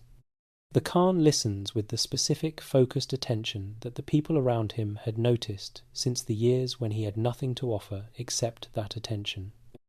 When the only thing he had to give a person was the sense that what they knew actually mattered to him. The old scholar, who walked 4,000 miles, found a man who was genuinely glad he had come. The man was also the person who had ordered the destruction of Samarkand, the person who had made the decisions that turned the great institutions of Nishapur to ash, the person whose campaigns had altered the demographic landscape of Central Asia in ways that would take generations to recover from. Both of those things were true, in the same person, at the same time, without cancelling each other out. That is what makes him one of the most difficult figures in human history to hold clearly in the mind. Not because the evidence is unclear. The evidence is very clear, because what the evidence shows refuses to be simple, refuses to be sorted into the categories that make history comfortable to consume, refuses to be either the monster the destroyed civilizations needed him to be, or the hero the Mongolian national tradition needs him to be. He was a person, specific and complicated and fully formed, the product of a specific childhood and a specific culture and 60 years of experience that had tested every quality he possessed to its limit and beyond. The mountain wind moved through the entrance of the Gare. The peaks were indifferent above everything. The old man was still talking. The Khan was still listening. The Onon was somewhere far to the east, running as it had always run, carrying the cold water of the Khenti mountains toward the wider world without hurrying and without stopping. Chapter 8. The Private Man. There is a passage in the secret history of the Mongols that most readers move past without fully stopping. It is not a passage about battle, not about strategy or the management of an empire that covered half the known world. It is a passage about a tent at night, a fire burning low in the centre of the Gare, and a man asking his wife what she thinks he should do. The man is Genghis Khan. The wife is Borte. The question is about his sons. That image sits so far outside the popular understanding of who Genghis Khan was that many readers assume it must be later embellishment, something added by scribes who wanted to soften the portrait of the Conqueror into something more palatable. But the secret history was written by Mongol authors for a Mongol audience within a generation of his death. It had no audience that required softening. It was a document written for people who knew the reality of what it was describing, and they chose to preserve this image because it was true. The most powerful man on earth sat in a tent and asked his wife what she thought. Let that sit for a moment. The sources suggest she mattered to him in ways that went beyond the ceremonial role that powerful women of the era typically occupied. Rashid al-Din, writing in the early 14th century, with access to court records and oral traditions that have since been lost, records a pattern of Borte intervening on behalf of people who had fallen from favour, arguing against punishments she considered excessive, offering her views on governance and succession with a directness that was invited rather than merely tolerated. Rashid al-Din was writing a century after these events, with the limitations that distance implies, and his account should be read with appropriate care. But the pattern he describes appears consistently enough across sources to suggest it reflects something real. She was, the sources imply, the person in his world who told him what she actually thought. In the tent at night, with the fire burning low and the steppe wind moving outside the felt walls and the horses breathing in the darkness beyond the entrance, she was likely the one person to whom he did not have to be Genghis Khan. She was also the person through whom the deepest wound of his private life expressed itself, in the form of a question that was never asked directly and never answered, and that shadowed everything that followed. The question of Jochi. Jochi had been born in the uncertain period following Borte's captivity among the Merkits. The mathematics of his conception placed him in the ambiguous space between Temujin's child and a Merkit captor's child. And while Genghis Khan acknowledged him as his son, and treated him as his son in every formal sense for most of his life, the ambiguity was real, and it was known across the Mongol court, and it created a fault line in the family that the passing years widened rather than healed. The public confrontation between Jochi and his brother Chagatai, conducted at a Kurultai in terms that required Genghis Khan to intervene directly, is preserved in the sources, with the detail of an event that people who witnessed it could not forget. Chagatai challenged Jochi's legitimacy openly. in front of the assembled leadership of the empire. Joki responded, "The exchange was the kind that cannot be taken back. That leaves marks on every subsequent interaction between the people involved." Genghis Khan separated them physically. He named Ogadai as his preferred successor, a choice that removed both Yochi and Chagatai from the direct line of succession, and acknowledged, without stating it directly, that the question of Yochi's birth had made the ordinary sequence of eldest son impossible. He did not resolve the underlying question. He managed the immediate crisis and left the wound open for the next generation to inherit along with everything else. As far as the sources show us, Borti never spoke publicly about what had happened during her captivity. The silence was itself a decision, maintained across decades. What she said in private, in the tent, when the question was between only the two of them, is not something the sources can tell us. What they show us is that Genghis Khan loved Jochi and grieved Jochi and could not fully resolve, in himself or in the structure of the family, the tension that Jochi's existence created. Give yourself a moment here. The man who had reorganized the political map of half the world could not fix the thing that was broken in his own family. The man who had built a system of loyalty and accountability that the steppe had never seen could not make his sons trust each other. The man who had spent 40 years learning to manage every kind of human conflict could not resolve the question that had been written into his family on the night Borte was brought back from the Merkits. Because some questions cannot be resolved by capability or will. They can only be carried. He carried it. The private man had convictions that shaped everything he governed. The steppe tradition of Tengrism, in which he had been formed since childhood, understood the sky god Tengri as the ultimate source of legitimate power. The evidence available suggests Genghis Khan believed genuinely that Tengri had elevated him from the abandoned child on the steppe to the ruler of the world, and that this mandate carried an obligation that did not end with his own life.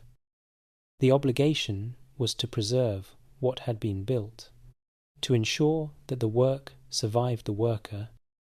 This belief expressed itself in specific and practical ways. The religious tolerance that protected every spiritual tradition within the empire was not only pragmatic governance, it was the expression of a man who understood divine mandate in universal terms, who believed that Tengri's authority over the sky encompassed whatever was under the sky, and who therefore had no theological basis for suppressing the various human attempts to understand that authority. He received Buddhist monks and Muslim scholars and Christian priests, not as curiosities, but as people engaged in a project he recognized, the project of understanding what the universe required of the people living inside it. He hunted throughout his life, not as entertainment in the way that settled rulers hunted, a formal occasion for display, but as the serious practice of a man who had learned to hunt as a condition of survival and who never fully separated the activity from its original meaning. The great hunts that Mongol tradition conducted, the Nurj, in which thousands of warriors formed an enormous circle and drove game inward over days until the circle contracted to a final point, were simultaneously military exercises and cultural events. The skills that kept an empire required maintenance, and the Nurj maintained them through doing rather than through remembering. He slept in a ger throughout his life. Even in the years when his conquests had made the palaces of northern China and Central Asia available to him, he returned to the felt tent. The smell of the animal hides, the sound of the wind moving against the felt walls, the specific quality of the darkness inside when the fire had burned low and the smoke hole above showed a circle of stars. These were not luxuries he had chosen over other luxuries. They were the conditions of existence that he understood at the level of the body, the conditions under which his mind worked most clearly and his judgment was most reliable. He remembered people. This quality deserves to be stated plainly in the chapter about his private life, because it was one of the most consistent features of his character, from earliest childhood to the end. He remembered Sorkan Shira, who had hidden him in a river while searchers passed. He remembered the specific people who had joined him when joining him meant accepting real risk rather than receiving guaranteed reward. He remembered acts of loyalty given at genuine cost with the same precision that he remembered betrayals. Because the accounting was always running, patient and exact, and it ran in both directions without favouring one side over the other.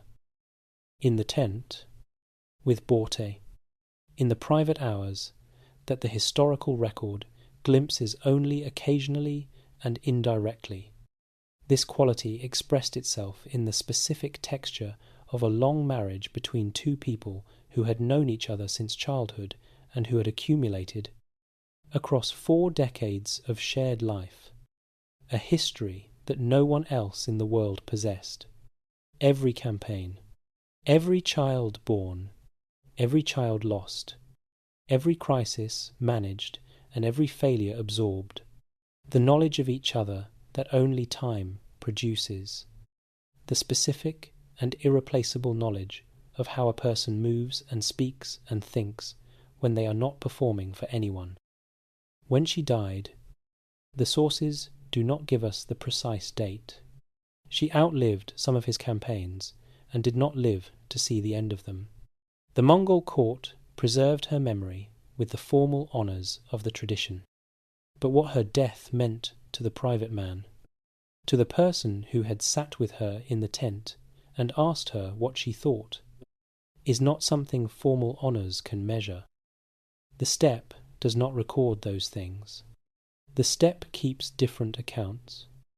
In the changed course of rivers, and the grass that grows differently over buried things, and the specific silence of a place where something important happened and left no mark that the eye can find. His surviving children brought their own weight to these years.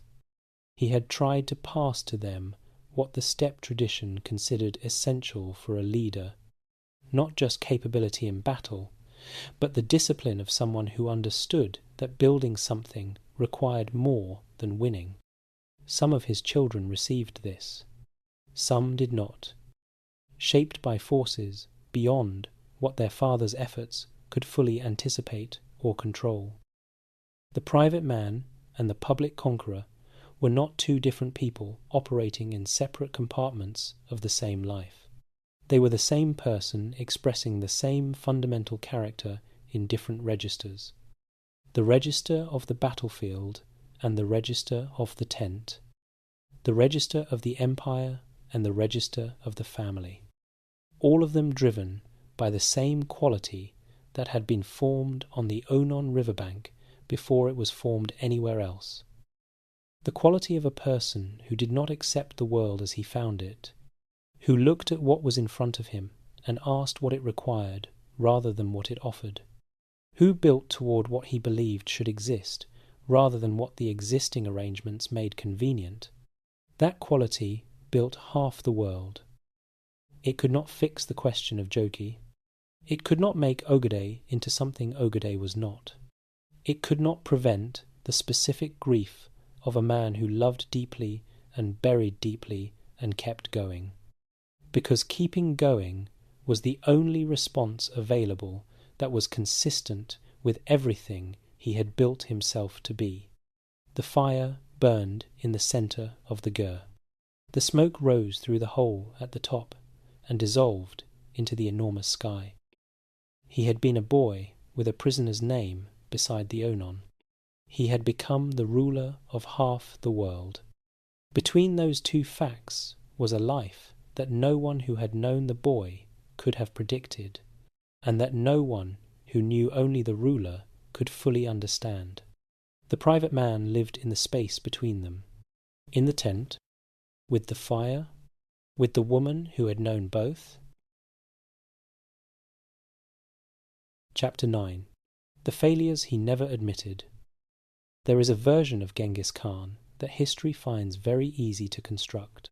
In this version, he is proof that a man born with nothing can, through will and intelligence, and the ruthless application of both, build something that reshapes the world. The ultimate story of human capability, freed from the constraints of origin and circumstance. The orphan who conquered half the world. The story ends in triumph, and the triumph is complete, and nothing qualifies it. This version is not wrong, but it is incomplete in ways that matter. And the most important source for its incompleteness is the historical record that his own court produced. Because the Genghis Khan who governed was also a man who got certain things catastrophically wrong, and the most catastrophic failure was one that every parent who has ever loved a child more than they trusted their own best judgment will recognize immediately. He could not solve the problem of succession. To understand why this failure was so consequential, you have to understand what the Mongol system actually required of whoever came after him. The empire he had built was held together by three things: the military system he had designed, the communication and trade infrastructure he had established, and his own personal authority, the specific accumulated weight of a man whose reputation had been built across 40 years of consistent action, who was trusted because he had always been trustworthy by his own standards, who was feared because the fear was based on demonstrated fact. The first two could survive him. The third could not be transferred. It could only be replaced, imperfectly, by whoever held the title next. And the replacement required a person with qualities that the position demanded at a scale no previous office in the history of the world had demanded. His sons were not that person, not fully, not in the way the empire needed. Jochi carried the shadow of the question about his birth across his entire life. He was capable, possibly the most militarily gifted of the four principal sons, the one who most resembled his father in the specific qualities that battlefield command demanded. But the legitimacy question created a ceiling that no amount of capability could lift him through. A ceiling not of his making, and not removable by any decision Genghis Khan was willing to make. Chagatai was the rigidly traditional one. He understood the legal system as a set of rules to be enforced with a literalism that made him valuable as an enforcer and limiting as a leader. He was intelligent within a specific range and genuinely inflexible outside it. He challenged Jochi's legitimacy in public because the traditional framework he operated inside told him that legitimacy questions mattered more than family stability. Within his framework, he was not wrong. His framework was too small for what the empire required. Ogedai was the choice, and the choice was not irrational. Ogedai had genuine political intelligence. He could manage the competing ambitions of the Mongol nobility with more skill than either of his older brothers. He was capable of the specific generosity that great Mongol leaders used to maintain loyalty: the open hand, the feast shared, the reward delivered without calculation of its cost. He was likable in a way that the position needed in someone who was not Genghis Khan, because Genghis Khan's authority had been built on 40 years of demonstrated capability, and Ogedai's authority would need to be built on something more immediately available. He also drank in quantities that his court managed around and that his father had raised with him directly. The sources preserve these conversations with the quality of a man who knows the argument he is making and knows it is not landing. Ogedai heard the concern.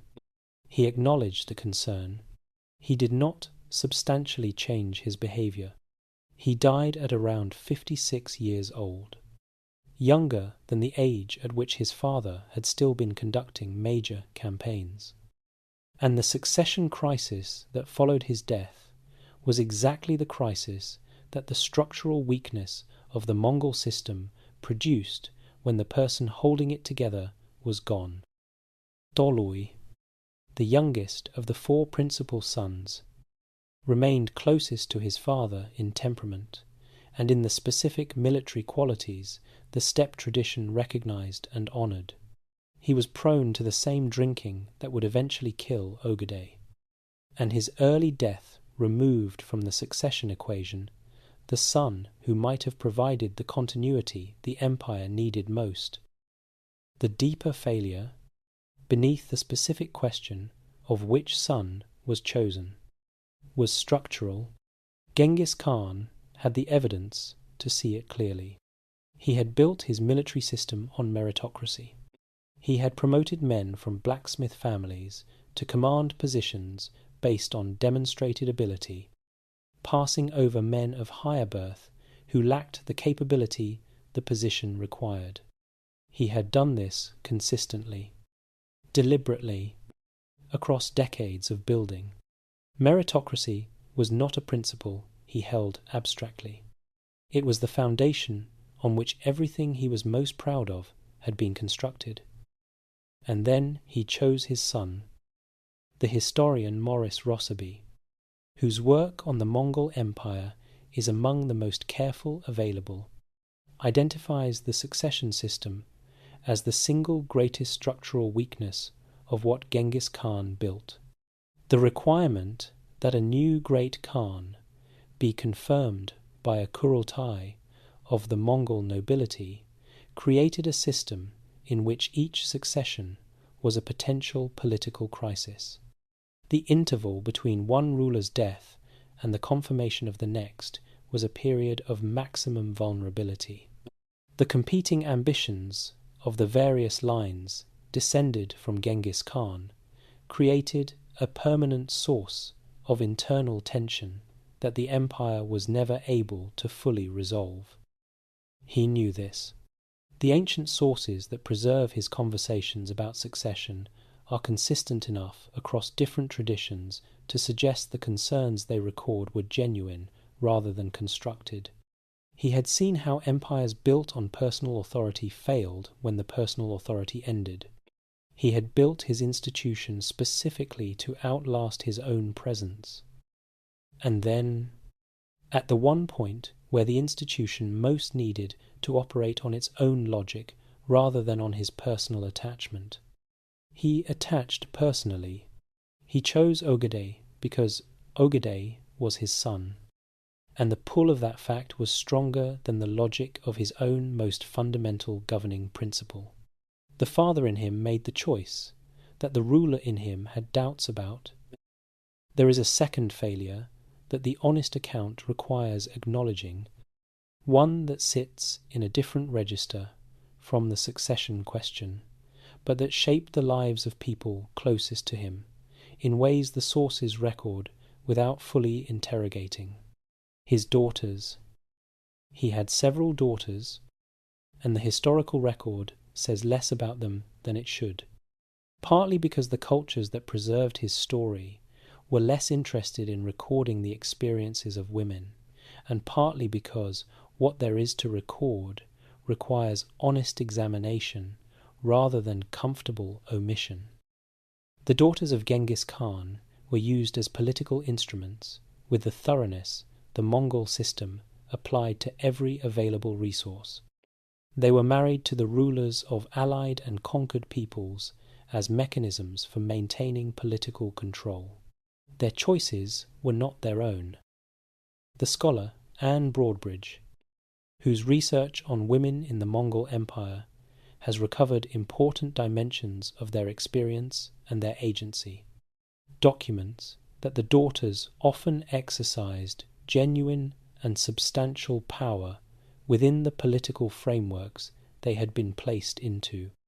One of his daughters, Alakai Beki, governed the Ongut people and is documented by Broadbridge as an administrator of genuine capability who wielded real authority within the structures available to her. The system gave them real power in specific forms, at the price of the choices that would have allowed them to decide what forms they wanted. This contrast is visible in the record and worth acknowledging directly. Genghis Khan extended meritocracy to men of every background and every origin. He promoted based on demonstrated ability regardless of birth. He built a system in which capability mattered more than inheritance for the men who served it. His daughters were deployed as instruments of policy without being consulted about the deployment. He was not exceptional in this practice within the context of his era.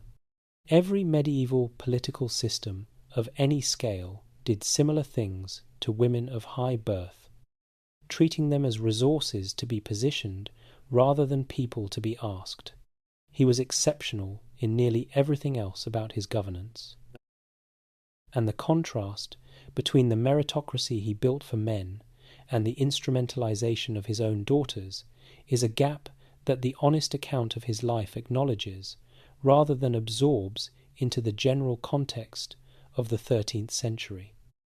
He had spent his childhood at the mercy of forces that did not ask what he wanted. He had built his entire life around the project of refusing that fate.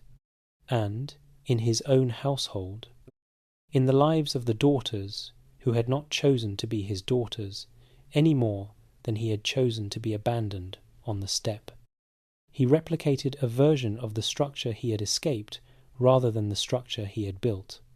That parallel is not comfortable. It is accurate. These failures exist alongside everything else that this account has described. They do not cancel the military genius, or the institutional innovation, or the trade connectivity, or the religious tolerance, or the genuine curiosity that sent a letter 4,000 miles across the mountains to a Taoist scholar. They do not make him a simple figure. They make him a person who saw certain things with extraordinary clarity and acted on them with extraordinary consistency, and who had blind spots that the extraordinary clarity of other things did not illuminate. Because that is what blind spots are, the places where the light falls somewhere else, not because the person has deliberately turned away, but because the angle is wrong, and no amount of will changes what the angle shows. He built the largest empire in history. He chose his son to inherit it, knowing the choice was imperfect. Making it anyway, he brought meritocracy to the grasslands of Central Asia. He sent his daughters to the courts of conquered peoples without asking what they wanted. He sat in a tent and asked his wife what she thought. He made the choice about succession that she likely told him to reconsider. He was not the first person to know what was right and choose what was human instead. He will not be the last. The steppe recorded the passage of all of this without judgment, in the way that landscapes record the passage of everything, in the changed course of a river, in the grass that grows differently over a place where something was buried, in the specific silence of ground that holds what it holds and does not say what it holds to anyone who comes looking. The accounting was still running, patient and exact, in both directions, as it had always run. The man who had kept that accounting all his life was moving toward his last campaign, toward the tent on the Shisha frontier, toward the ending that every life on the steppe eventually reached, in the manner that the steppe required, without ceremony, without announcement, simply by arriving. Chapter 10. The Death That No One Witnessed. There is a specific kind of power that understands, with the clarity that only genuine experience produces, that the moment of its ending is as important as any moment of its building. Genghis Khan understood this. He had understood it for years before the understanding became urgent, and the way he managed his own death, with a deliberateness and a secrecy that the historical record has preserved across 8 centuries, precisely because the secrecy was so complete, tells you something essential about who he was when the building was finished and the ending was close. The campaign against the Tangut kingdom of Xijia, which began in 1226, was the last campaign of his life. The Tangut had refused to provide the military support he had requested during the Khwarezm campaign years earlier. The refusal had been noted. Everything was noted. The accounting was always running. And the Tangut debt had been sitting in it for years, patient and precise, waiting for the moment when the settlement would arrive. He was somewhere between 60 and 65 years old when the campaign began.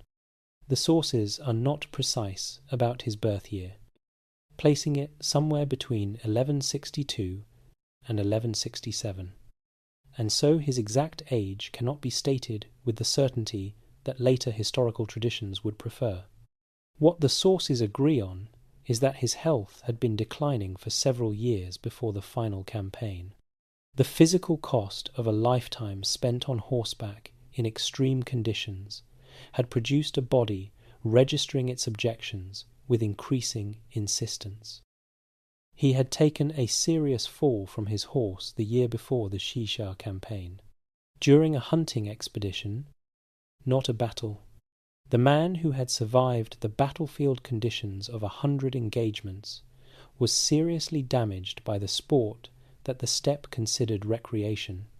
His physicians expressed concern about his capacity for the campaign he was planning. The concern was noted and set aside. The Tangut situation required resolution. The resolution required him. The campaign proceeded with the methodical effectiveness that characterized Mongol military operations, regardless of who was personally present. The Tangut cities fell according to the pattern that decades of siege operations had made reliable. The Tangut ruler submitted. The terms of submission were being finalized in the late summer of 1227 when the end came. The ancient sources offer various accounts of what killed him, and the debate among historians about the specific cause has continued across generations without reaching a definitive conclusion. The Chinese sources of the period describe what some medical historians read as consistent with typhoid fever or another serious infection. Some later Mongol sources introduce elements that scholars treat with appropriate skepticism. The fall from his horse the previous year is mentioned in some accounts as a contributing factor to a body already weakened. No single account is reliable enough to build a confident diagnosis on. The honest statement is that the precise cause of his death is not known. What is known is this: he was ill for weeks before the end. He continued to receive commanders and issue instructions during this period, conducting the business of the campaign and the empire from a position of increasing physical weakness with undiminished mental engagement. He discussed the succession. He confirmed the arrangements he had made years earlier with Ogedei. He gave specific instructions about how the Xijia situation should be handled after the campaign concluded. He sent Ogedei away before the end. He did not want his son to watch him die.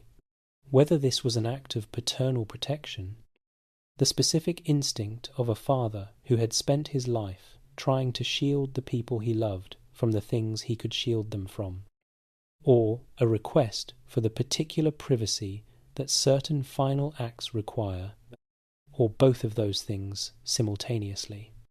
the sources do not clarify.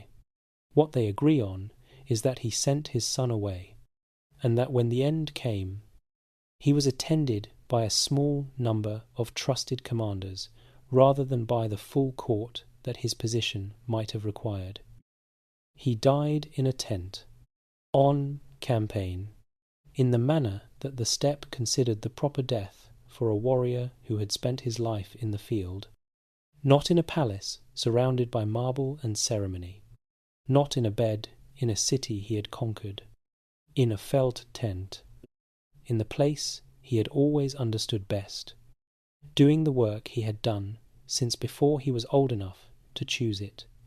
What happened immediately after his death is one of the most remarkable operations in medieval history. His death was concealed.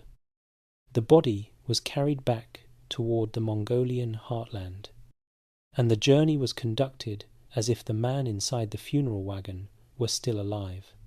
The small group entrusted with the transport maintained the appearance of a normal imperial procession. Anyone who encountered the convoy and who might have carried the information of what had actually happened was killed. The accounts in various sources describe this with a specificity that historians find credible because the details are consistent across traditions with no reason to coordinate their testimony. The people executing this operation understood exactly what was at stake. The death of Genghis Khan, known before the succession was secured, would create conditions of maximum vulnerability for everything he had built. The transition from his authority to Ogadi's required the legitimating process of a Kurultai. That process required time, and the time had to be purchased by a secrecy that his commanders maintained at the cost of the lives of anyone who learned what they were hiding. The burial itself was conducted in secrecy that has never been broken. The location of his tomb is not known, not because records were lost or archaeological searches have been insufficiently thorough, because a deliberate and successful effort was made to ensure the location would remain unknowable, carried out by people who understood the practical requirements of permanent secrecy and who met those requirements completely. The horses of the funeral procession were run back and forth across the burial ground to erase all traces of digging. The people present at the burial died, and the knowledge died with them. Some traditions describe the diversion of a river over the site. Others describe plantings designed to make the location indistinguishable from the surrounding land across the years that followed. The Burkan Khaldun mountain range in northeastern Mongolia is the area that most scholars believe is nearest to the burial location. Based on geographical references in the secret history and on the known importance of that region in his personal spiritual geography, he had taken refuge in those mountains during a crisis of his early life. He had attributed his survival there to the protection of that place. He had returned to pray there before major campaigns across his life, connecting the beginning of everything to the continued work of everything. But the precise location within that region, or whether the Burkan Khaldun identification is itself correct, cannot be confirmed by evidence sufficient to settle the question. Archaeological surveys have continued for decades, conducted by teams from multiple countries with increasingly sophisticated technology. The Mongolian government has designated a significant area around those mountains as a protected site, partly on the basis of this tradition, and partly because the cultural significance of the region is real, regardless of whether the tomb is specifically located there. No tomb has been found. He wanted to be hidden. He has been hidden. 800 years after his death, the man who built the largest empire in human history lies in a location that no living person knows. He is everywhere in the consequences of what he did, and nowhere in the ground beneath the feet of the people searching for him. There is something in that outcome that feels whether or not it was specifically intended, entirely consistent with the life that preceded it. A man who came from nothing, who built everything from the ground up through will and accumulated understanding, who at the end chose not a monument but invisibility, not a tomb that would proclaim his greatness to subsequent generations, but a silence that would force subsequent generations to find him through his work rather than through his bones.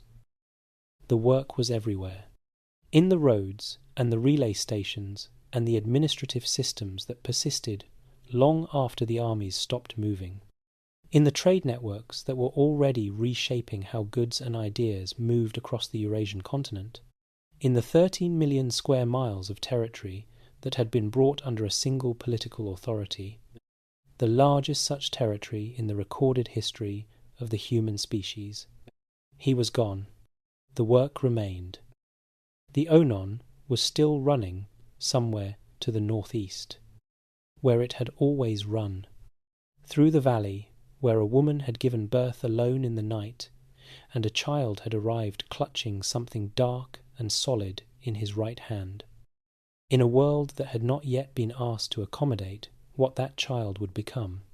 The mountains above the Burkhan Khaldun held whatever they were holding. Patiently, without announcement, in the manner of mountains and rivers and the steppe itself, which continues as it has always continued, without sentiment and without ending, under the largest sky in the world. Chapter 11. What the Empire became, and what was lost. The empire that Genghis Khan left behind when he died in 1227 was the largest political entity in the history of the world, and it did not survive him in any meaningful unified sense. That statement requires precision, because the Mongol political structures continued to exist in various forms for generations after his death, and the states that emerged from the eventual fragmentation were significant powers in their own right. But the specific thing that Genghis Khan represented, the idea that the Eurasian continent could be governed as a single connected system under a framework of rules that applied from the Pacific to the Black Sea, that particular thing fractured within 2 generations of his death and never reassembled. Ogedei was confirmed as Great Khan at the Kurultai of 1229, after the interval required to gather the Mongol leadership from across an empire that stretched across most of Asia. The succession was accomplished with less disruption than the structural weaknesses of the system might have produced, a tribute partly to the preparations Genghis Khan had made, and partly to Ogedai's genuine political skill in managing the competing ambitions of the people around him. He expanded the empire. The campaigns of his reign pushed west into Russia and Eastern Europe under the command of Batu, the son of Jochi, and the tactical genius of Subutai. The Mongol force that swept through Russia in 1237 and 1238 destroyed Kiev and reached the Adriatic coast of Europe. The Polish army was defeated at Legnica. The Hungarian army was shattered at Mohi. The route to Western Europe appeared open. Then it stopped. Not because any European army had found a way to hold it. The battles had been decisive Mongol victories, achieved against opponents who had been given years of warning and who still could not devise a response that the Mongol military system had not already anticipated. The army stopped because Ogedai had died thousands of miles to the east in 1241, and the commanders needed to return for the Kurultai that would determine what happened next. Take a moment with that. Europe was saved not by any military achievement of its own, not by the courage of its knights, or the prayers of its clergy, or any quality of its civilization that the Mongol system had not already assessed.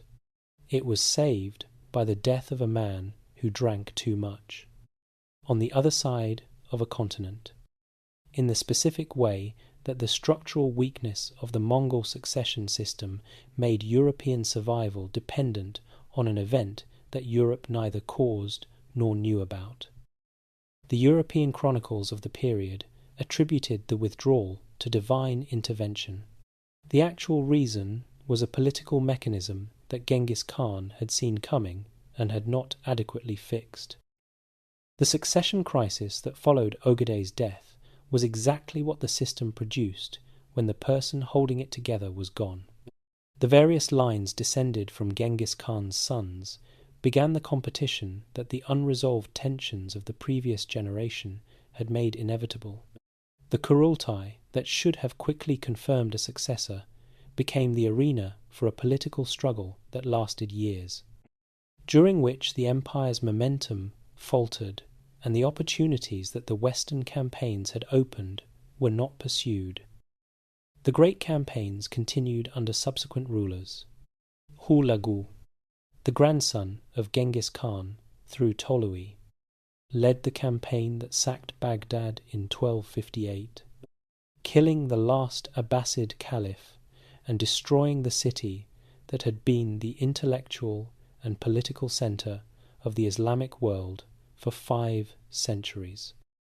Think of a specific person inside that event, a scholar in Baghdad who had spent 30 years assembling a translation, a work that existed nowhere else in the world. That would be ash within a week. He could not have known. He was working that morning the way he worked every morning, with the patience of a person who believes the work will outlast them. The scale of what the Mongol campaigns destroyed is most honestly felt not in aggregate numbers, but in the accumulation of individual losses, like that one, multiplied across thousands of people in city after city, across decades of campaigns that moved through the accumulated human effort of centuries and left silence where the effort had been. The historian Sayyid Hossein Naz has written about the destruction of Baghdad as a serious disruption to Islamic intellectual history. Other scholars, including David Morgan, have argued that the recovery was more complete than the catastrophe narrative suggests, and that the resilience of Islamic intellectual culture in the centuries following challenges claims of permanent damage. The debate between these positions reflects a genuine scholarly disagreement about how to assess events whose consequences unfolded across generations. What is not debated is what burned. In 1260, the Mongol forces were stopped at the Battle of Ain Jalut in what is now northern Israel by a Mamluk Egyptian army under the commander Baybars. The historian Reuven Amitai, whose work on this period is among the most careful available, notes that the Mongol force at Ain Jalut was not operating at full strength, partly because significant forces had been withdrawn following the death of the great Khan Monkey and the succession crisis that followed. The battle marked the effective limit of Mongol expansion into Africa and the Levant, though the reasons for that limit involve factors beyond the single engagement. In China, Kublai Khan established the Yuan dynasty and engaged with Chinese civilization in ways that his grandfather had never been required to. He governed from Beijing.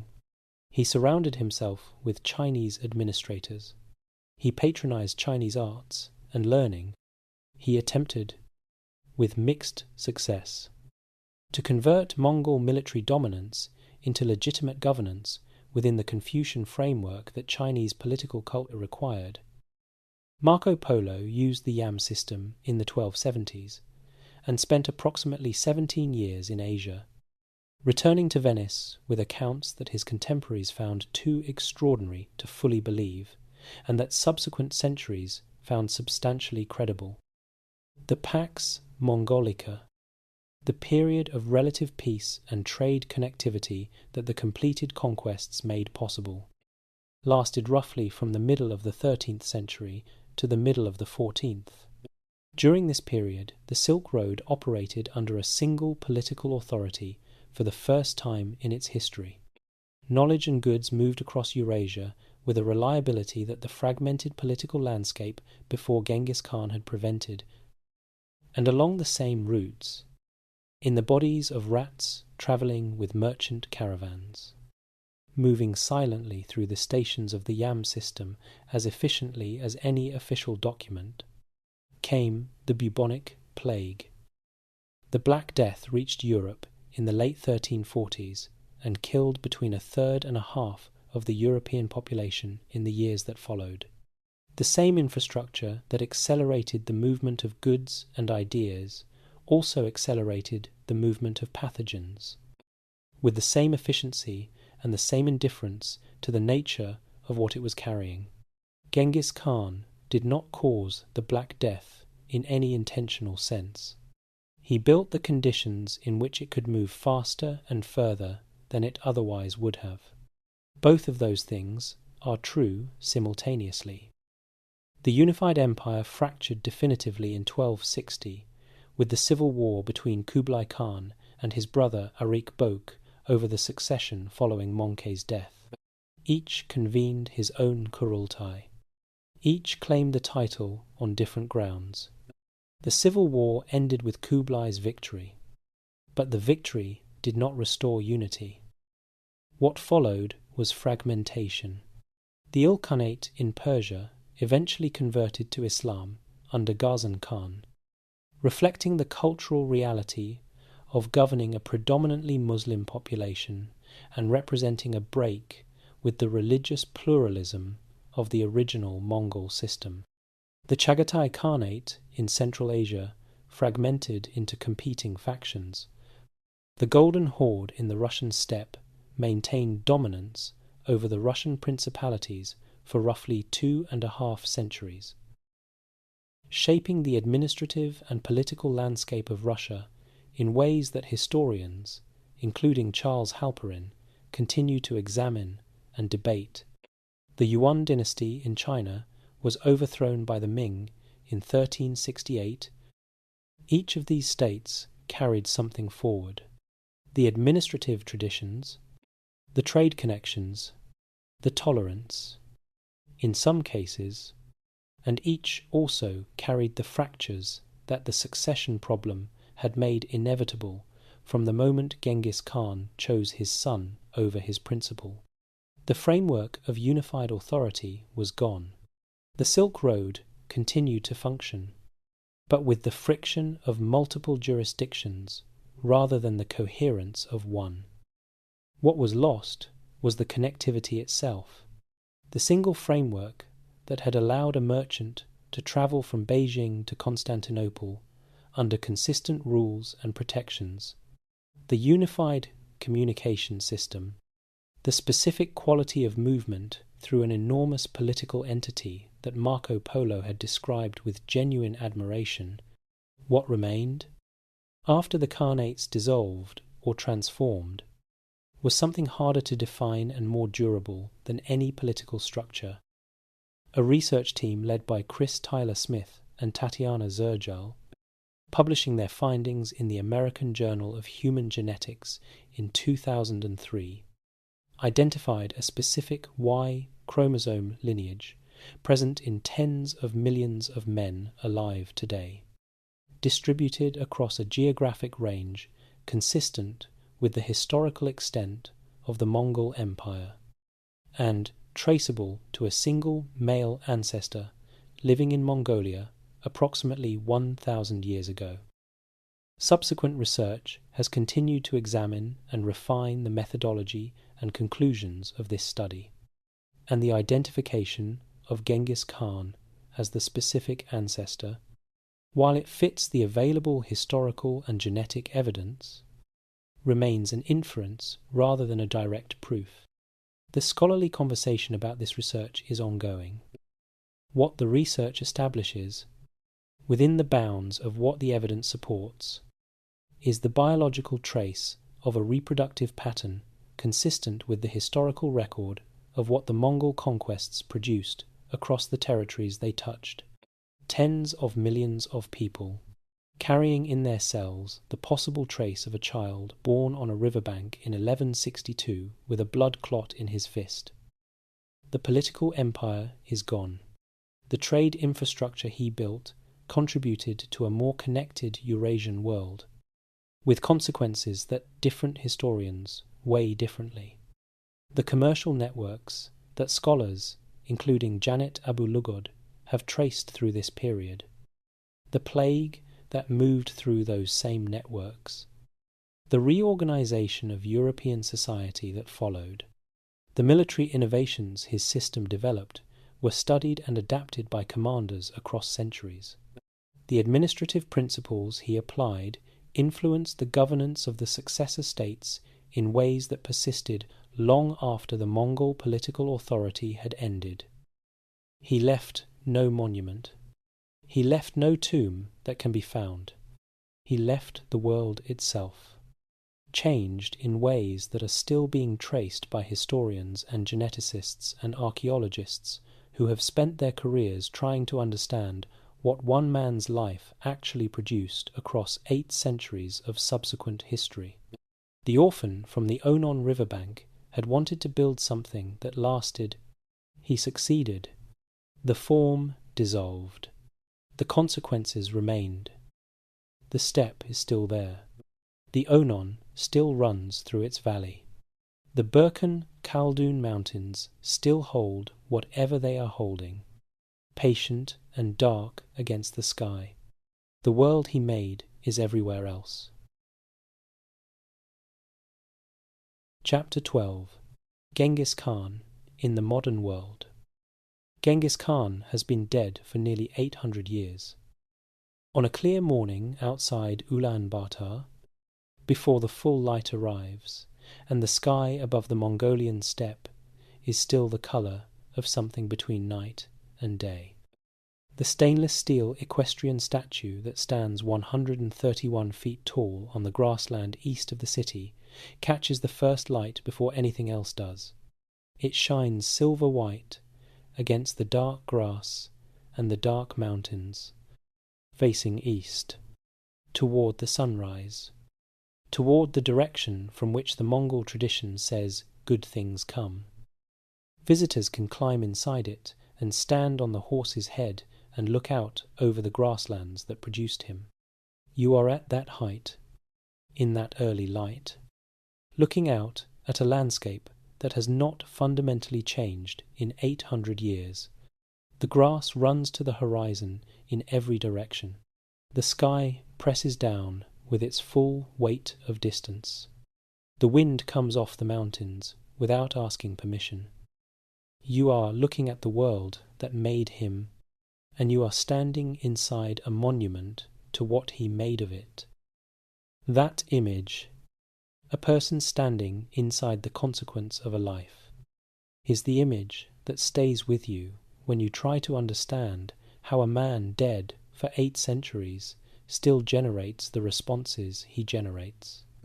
Because the responses are not uniform, they are not even close to uniform. They arrive differently depending on where you stand and what your history has been, and what the word Genghis Khan means in the language you grew up speaking. In Mongolia, it means the father of the nation, the man who took a collection of warring tribes on a remote steppe and turned them into a civilization that the entire world was forced to reckon with. For a small nation of 3 million people, surrounded by the 2 largest nations on earth, his memory carries the specific weight of a people who know what it means to be overlooked, and who have, in their history, the most definitive possible answer to being overlooked. The Mongolian pride in his memory is not simple nationalism. It is the reclamation of a heritage that was taken away during decades of Soviet domination. When Genghis Khan was officially discouraged as a symbol because the nationalist implications were considered inconvenient, since 1990, his image has been everywhere in Mongolia, on currency and in airport names, and in the stainless steel statue facing east in the morning light, the reclamation was not about glorifying conquest. It was about recovering the right to tell your own story. Stand now at a different place. Stand in the ruins of Nishapur, or in the memory of Baghdad before 1258, or in any of the cities of the Persian-speaking world that were at their height when the armies came. From here, the same man arrives as grief. 800 years of poetry and lamentation and the specific sorrow of a civilization that lost its greatest institutions in a series of campaigns that moved through the accumulated human effort of centuries and left silence where the effort had been. The libraries of Nishapur, the house of wisdom in Baghdad, the scholar who was working that morning, the translation that existed nowhere else in the world. The destruction of Baghdad is not, in the Arab cultural memory, a distant historical event. It is the reference point for catastrophe, the moment that defines the shape of what was lost and what has never fully been recovered. Both of those responses are honest. Both arise from the same events. The Mongolian pride and the Persian grief are not contradictions to be resolved. They are the truth held from two different positions, and the honest account of his legacy requires holding both without flinching from either. Stand now in Russia, where the memory arrives as something more complicated than either pride or grief. The period of Mongol domination lasted roughly from 1237 to the late 15th century. The historian Charles Halperin, whose work on the Mongol impact on Russia is among the most careful available, argues that the relationship between the Russian principalities and the Golden Horde was more economically complex and more politically nuanced than the simple oppressor-victim narrative captures. The princes of Moscow rose to dominance partly through their skill in managing the Mongol relationship rather than in spite of it. Whether specific political traditions that have characterized Russian governance across subsequent centuries are genuinely traceable to the Mongol period is a question historians continue to examine and disagree about. What it demonstrates is that the events of the 13th century are not, for the cultures that experienced them, simply history. They are the soil in which the present is rooted. Stand now in Europe, where the memory often arrives without being recognized as memory at all. The Mongol period contributed to the conditions of a more connected Eurasian world, and that connectivity shaped European history in ways that the European historical tradition has not always traced back to their source. The Italian merchants whose commercial networks expanded during the Pax Mongolica, the 14th century population devastated by a plague that travelled the same infrastructure, all of them living inside consequences that Genghis Khan had set in motion without intending any of it specifically. In the Western scholarly tradition, the image of Genghis Khan has shifted substantially over the centuries. The initial response was theological. The armies identified with apocalyptic biblical figures. As the Mongol threat receded and the Pax Mongolica opened the possibility of travel and trade, the image shifted toward the more complex portrait that figures like Marco Polo provided. It shifted again in the 20th century. As scholars, including Jack Weatherford, argued that the Mongol period deserved recognition as a genuinely transformative era of global connectivity, rather than simply as a catalogue of destruction. Historians, including Timothy May and David Morgan, have noted that Weatherford's account, while valuable as a corrective to the purely negative view, sometimes understates the genuine costs of the conquests. The The debate between these positions is productive because neither side has a monopoly on the evidence. The destruction was real. The connectivity was real. Both shaped the world that came after. Come back now to the statue outside Ulaanbaatar, to the person standing on the horse's head in the early light, looking out over the grasslands. What they are looking at is not just the landscape that produced him. They are looking at the landscape that still holds the question his life raised. In the most vivid and fully documented form the historical record has produced. What does a human being become when the world removes every constraint except the will to survive and the intelligence to use what survival teaches? He was not a saint. He was not a simple monster. He was a person, specific and complicated and fully formed, the product of a specific childhood and a specific culture and 60 years of experience that had tested every quality he possessed in conditions that most people will never face.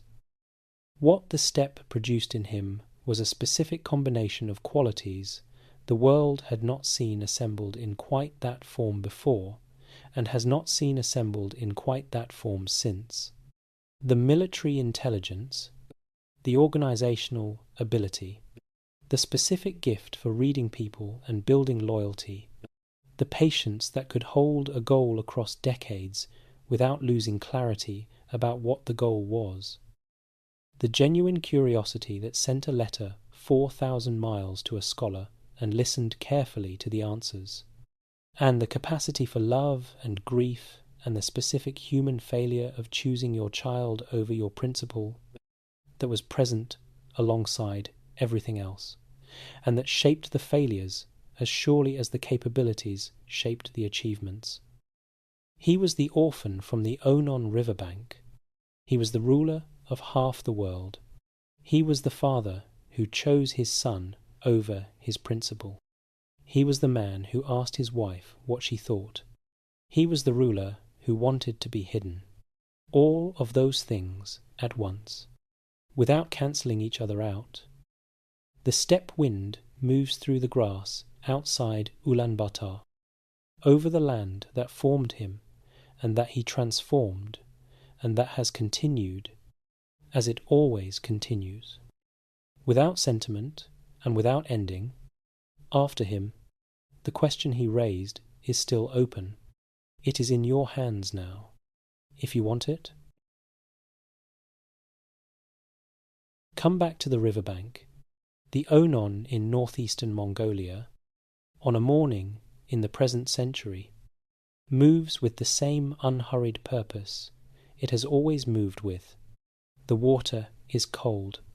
It comes off the mountains that watched everything from the beginning.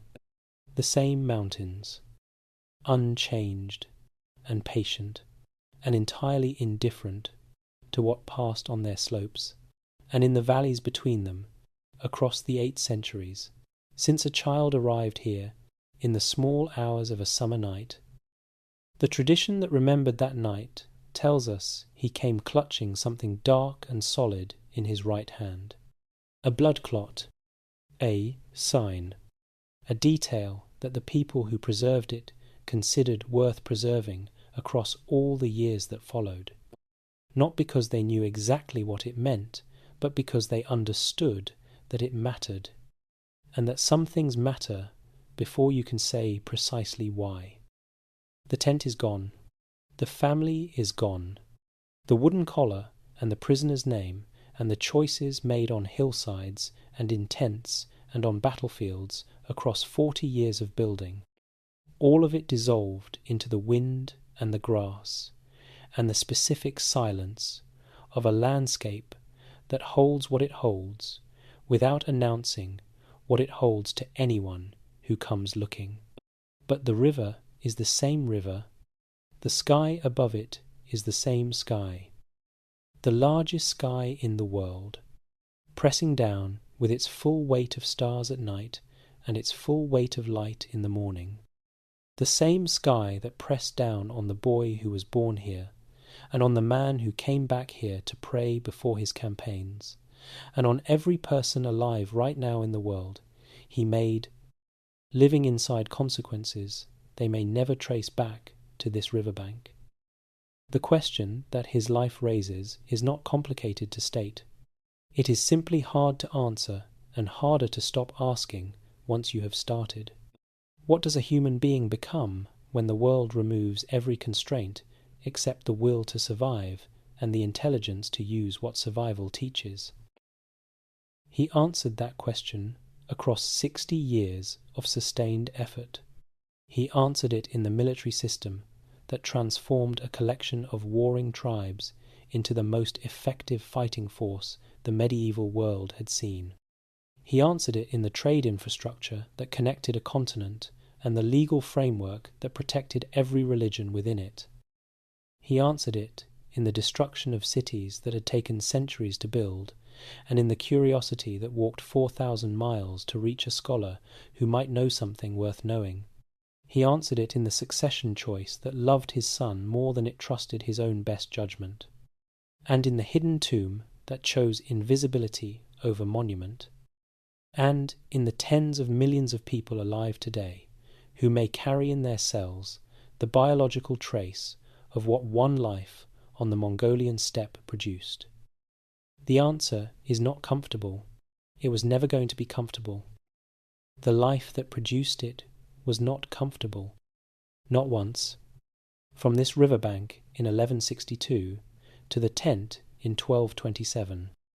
And the discomfort was not incidental to what was built. It was the condition under which the building was possible. The thing that made him was the thing that made everything else. And the thing that made him was a childhood that stripped away every protection and left him with the bare fact of what he was when everything external was removed. He did not set out to be remembered. He set out to survive, then to provide for his family, then to protect his people, then to build something that would last past his own death. Each goal grew from the one before it, shaped by the conditions that each previous achievement created, until the goals had grown to a scale that required half the world to contain them. The scale was not the point. The point was always the same: to keep going, to do the work that the moment required, to be equal to whatever the world delivered, not because the world would reward that quality. It often does not.